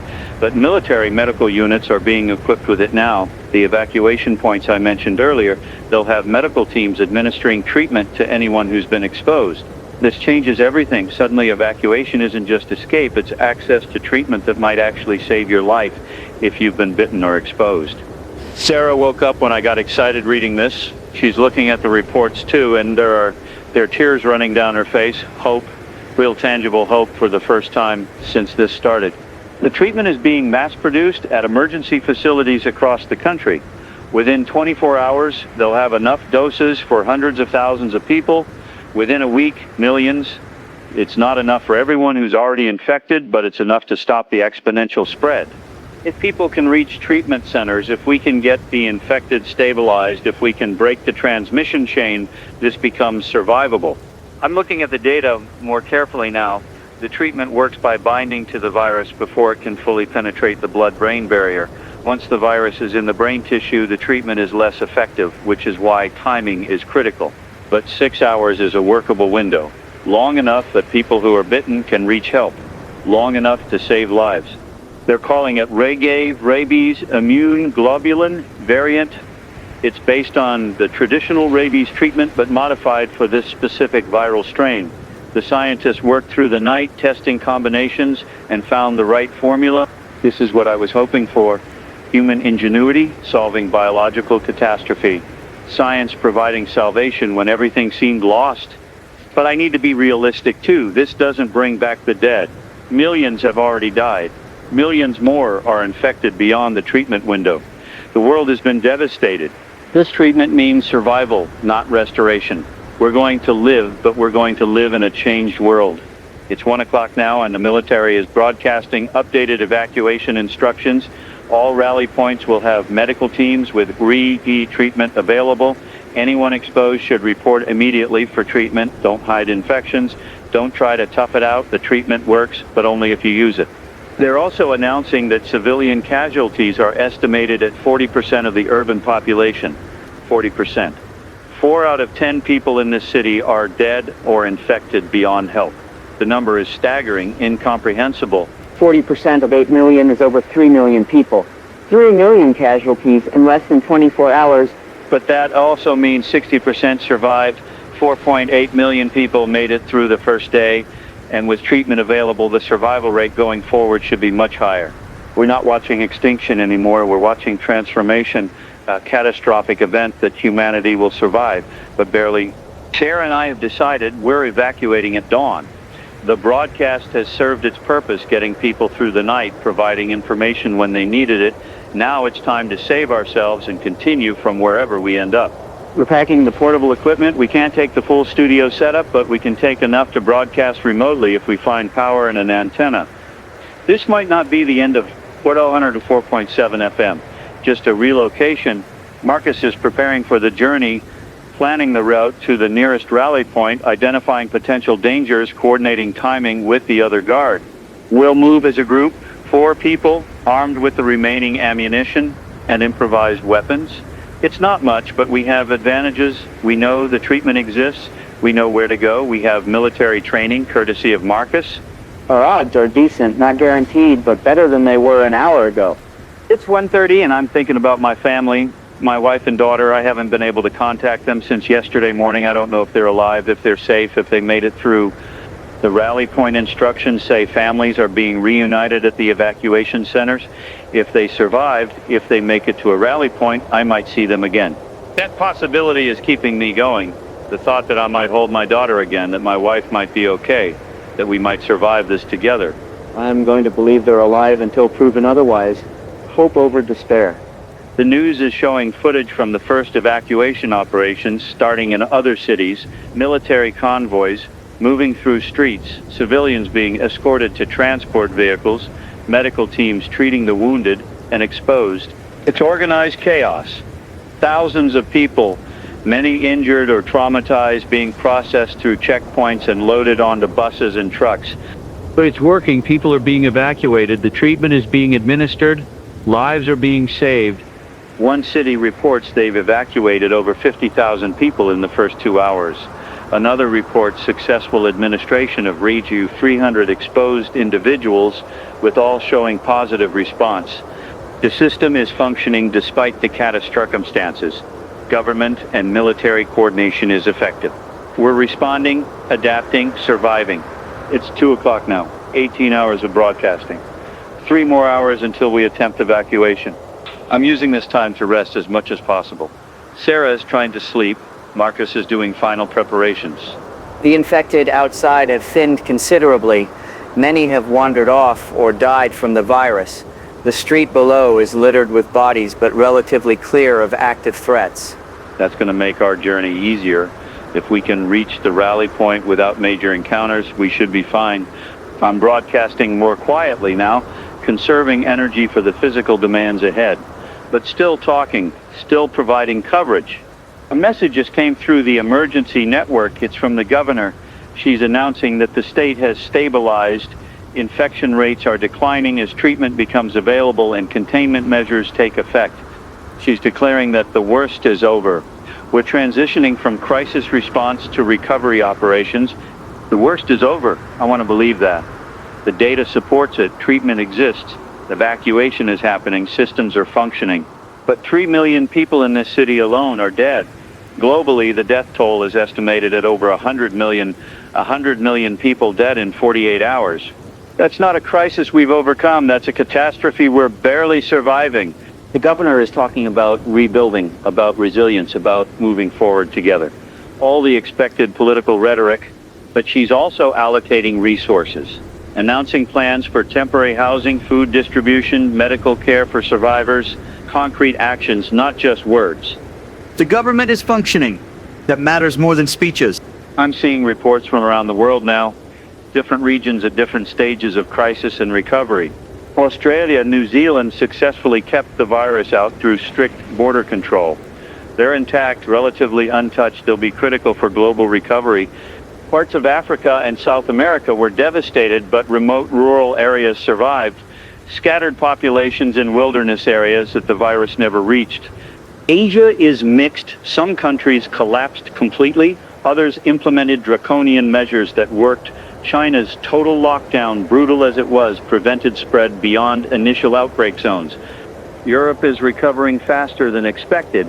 Strong social safety nets and healthcare systems meant better survival rates and more effective treatment distribution. The global picture is grim, but not hopeless. Billions dead, but billions surviving. Civilization damaged, but not destroyed. We'll rebuild. It'll take decades, maybe generations, but we'll rebuild. It's 2:30 now, and I'm going to share something personal.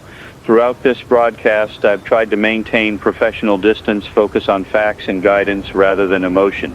But I'm terrified. I'm exhausted and scared and grieving for everyone we've lost. I'm also grateful to be alive, grateful for Sarah and Marcus and the other guard who kept me safe, grateful for the listeners who've stayed with me through this nightmare. This has been the hardest day of my life. Broadcasting through the end of the world, watching civilization collapse, facing death multiple times. But I did it. I stayed on air, provided information, maintained connection with people who needed it. That matters.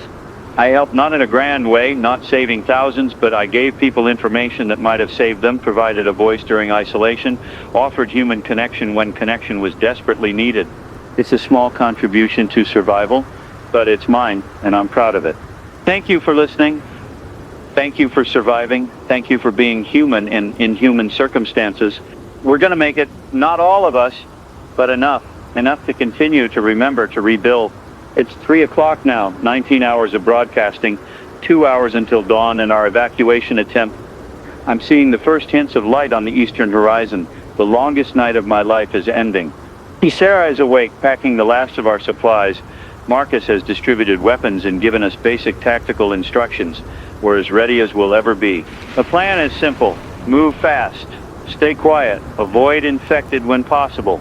Reach the rally point at Penn Station. Report for evacuation and treatment screening. If we're exposed during the journey, we'll have access to rig you immediately. If we're not exposed, we'll be transported to safe zones outside the city. Either way, we survive. I'm thinking about what comes next after evacuation, after this immediate crisis. What does my life look like in the aftermath? Maybe I continue broadcasting from wherever we end up. Maybe I find my family and focus on rebuilding our lives. Maybe I help with recovery efforts, use my communication skills to coordinate and inform. I don't know, but I'll figure it out. We all will. The infected outside are mostly still now. Dawn approaching seems to make them less active. Maybe the virus is photosensitive, or maybe they're dying off from infection running its course. The street is navigable. Bodies everywhere, but no immediate threats visible. This is our window. Dawn evacuation, reduced infected activity, clear path to the rally point. We're going to make it. It's 3:30 and I'm preparing to sign off temporarily. We'll be leaving the building soon, attempting evacuation. I'm taking portable equipment with me. If we reach safety, if there's power and transmission capability, I'll resume broadcasting from the new location. This might not be goodbye. This might just be a pause. To everyone still listening, here's what you need to know. Treatment exists. Rigi works for most people if administered within 6 hours of exposure. Get to a rally point or military medical station if you've been bitten or exposed. The evacuations are happening. If you can safely reach a designated rally point, military escort will transport you to secure areas. Don't give up. The worst is over. We're transitioning from catastrophe to recovery. It's going to be hard, but we're going to survive. Stay strong. Help each other. Remember those we lost. Build something better from the ashes. This is Daniel Rothman, 10 Run 4.7 FM, preparing to evacuate. I'll be back on air as soon as possible from wherever I end up. Thank you for listening. Thank you for surviving. Take care of yourselves. It's 4 o'clock. Dawn is breaking. Beautiful sunrise, orange and pink against the smoke-filled sky. The city is ruins, but the sun still rises. We're moving out now. Marcus is leading Sarah and I in the middle. The other guard at rear, weapons ready, senses alert, moving carefully through the building. The stairwell is clear. Bodies of infected we killed earlier, but no active threats. We're descending slowly, checking each floor. The ground floor. The lobby is destroyed, blood and debris everywhere. The door is open to the street. We're stepping outside. Fresh air, cold morning wind. The street is carnage, but we have a clear path. Penn Station is 12 blocks south. We're moving. Block 1. Bodies everywhere. Cars abandoned. Fire still burning in some buildings, but no infected visible. Block 2. We hear moaning ahead. 3 infected wandering aimlessly. We detour through an alley, avoid contact. Block 3. A group of survivors in a building window. They're waving, asking if it's safe. Marcus shouts up directions to the nearest rally point. Block 4. We encounter infected. 5 of them turning toward us. Marcus opens fire, dropping 2. The others charge. He takes down another Sarah, swings the fire axe, catches one in the head. I'm swinging my chair leg, trying to keep the last one at distance. Marcus finishes it with his last bullet. We're exposed to blood spray, all of us potentially infected, but we keep moving. Rigi at the rally point will save us if we can reach it. Block 5. Clear. We're running now, fear and urgency driving us. Block 6. More infected we're fighting through using improvised weapons. Sarah is bitten on the arm. She's screaming but keeps fighting. We clear them and keep running. Block 7. Sarah is showing symptoms already, rapid onset, just like the report said. Marcus is supporting her, keeping her moving. Block 8. We can see Penn Station ahead. Military vehicles, barricades, soldiers. We're close. Block 9. A large group of infected between us and salvation.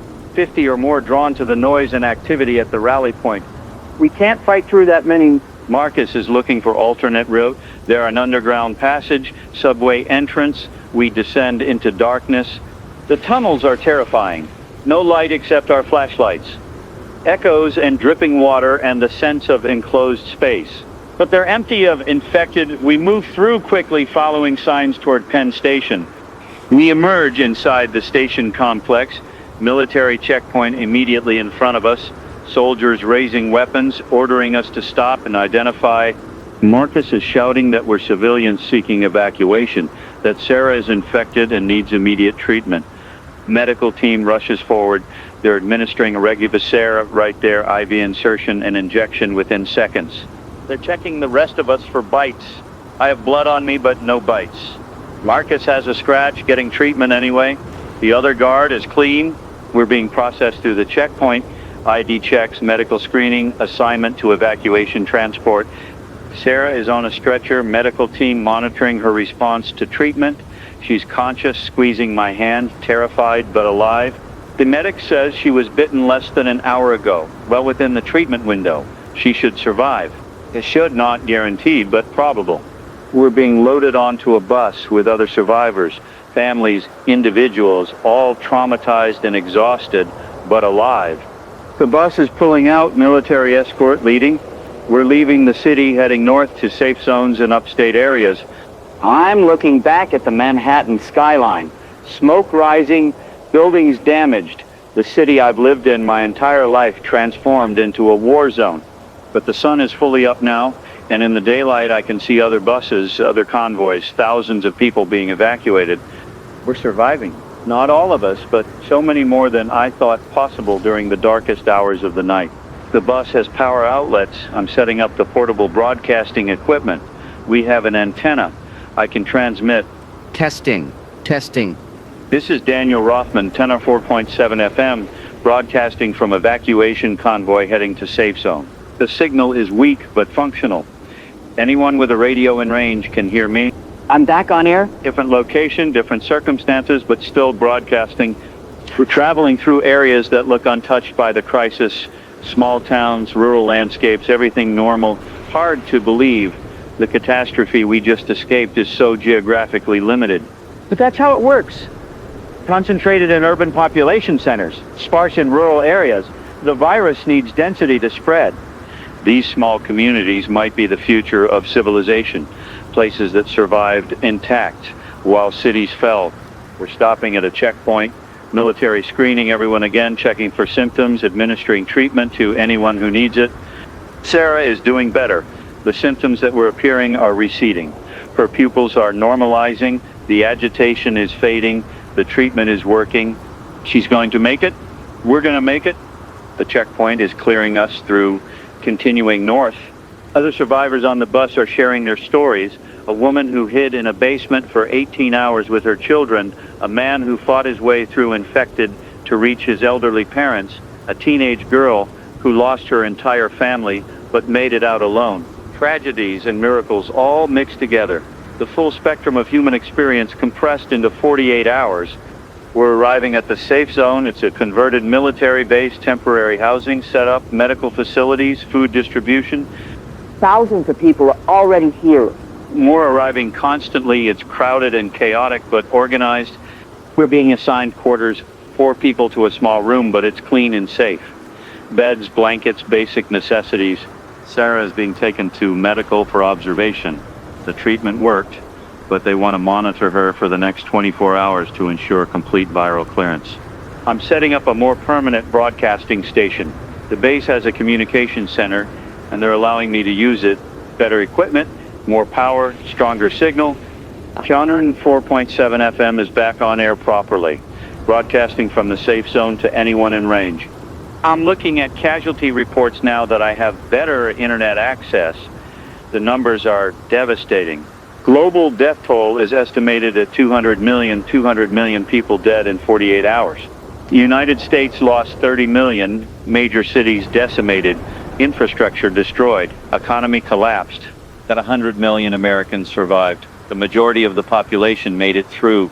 With relief treatment now widely available, the infection rate is plummeting. New cases are being treated successfully. The exponential spread has been stopped. We're past the crisis phase. Now comes the long, difficult work of recovery. It's noon now, 24 hours since the president addressed the nation. The world has changed completely in that time. But we're still here, damaged, traumatized, diminished, but alive. Sarah just came back from medical. Full clearance. The virus is gone from her system. She survived infection and treatment, which makes her one of the lucky ones. Marcus is organizing security volunteers from among the survivors. Even in safety, people need structure and purpose. Giving them tasks helps with the trauma. I'm going to continue broadcasting, providing information about the recovery effort, connecting survivors with resources, helping reunite families. There's a registry system being set up.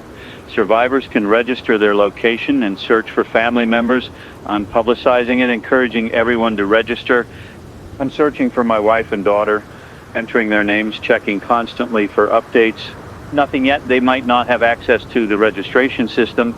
They might be in a different safe zone. They might I'm not thinking about that. They're alive until proven otherwise. It's 1 o'clock and I'm getting updates on the global recovery effort.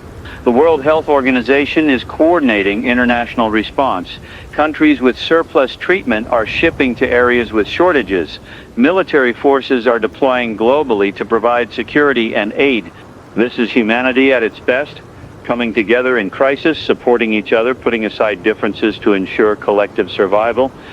The United Nations is calling for a global summit once the immediate emergency is over to discuss long-term recovery, prevention of future outbreaks, and restructuring international cooperation. Good. We need to learn from this. Make sure it never happens again. Research teams are still studying the virus, trying to determine its origin definitively, understand its characteristics completely, develop better treatments, and potentially a vaccine.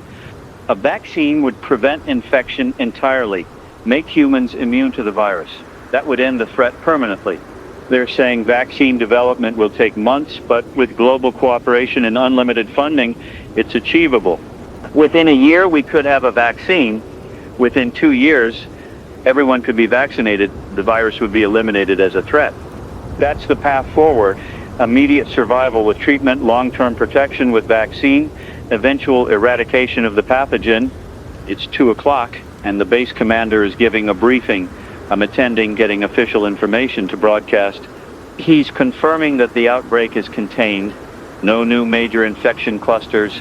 Existing infected are either receiving treatment or dying from the virus running its course. Within a week, the number of active infected should be negligible. Get it. Cities are being secured sector by sector. Military and civilian teams clearing buildings, eliminating remaining infected, establishing safe zones for eventual repopulation. It'll take months to fully clear major cities, years to rebuild infrastructure, decades to recover economically and psychologically. But it's happening. The plan exists. Resources are allocated. Work is beginning. He's also addressing casualties. Families of the deceased will receive support. Bodies will be recovered and handled with dignity. Memorials will be established. The dead won't be forgotten. We'll honor them, remember them, carry them with us as we rebuild. It's 2:30 and I just got a notification. My wife and daughter are in the registry. They're alive. They're at a safe zone in Connecticut. Different location from me, but alive, safe, registered. I'm crying, professional broadcaster crying on air, but I don't care. My family survived. I'm going to see them again. They're arranging transport to reunite families. Might be a few days before I can reach them, but it's going to happen. Sarah is hugging me. Marcus is shaking my hand. Strangers on the bus are congratulating me. In the midst of catastrophic loss, personal joy, my family made it. I'm going to keep broadcasting because people need information and connection, but I'm doing it with hope now, real hope, instead of desperate denial. We're going to be okay. Not all of us, not easily, but collectively, humanity is going to survive this. It's 3 o'clock, and I want to address everyone listening, everyone who made it through the first 48 hours, everyone who survived the worst crisis in human history. You did it. You survived. You made impossible decisions, endured unimaginable horror, and you're still here. That takes courage beyond measure. You should be proud. You should honor yourselves for what you've accomplished. The road ahead is long. Rebuilding will be hard. Grief will be constant. Trauma will affect us all. But we're alive, we have a future, we have each other. The civilization we build from these ashes can be better than what we lost.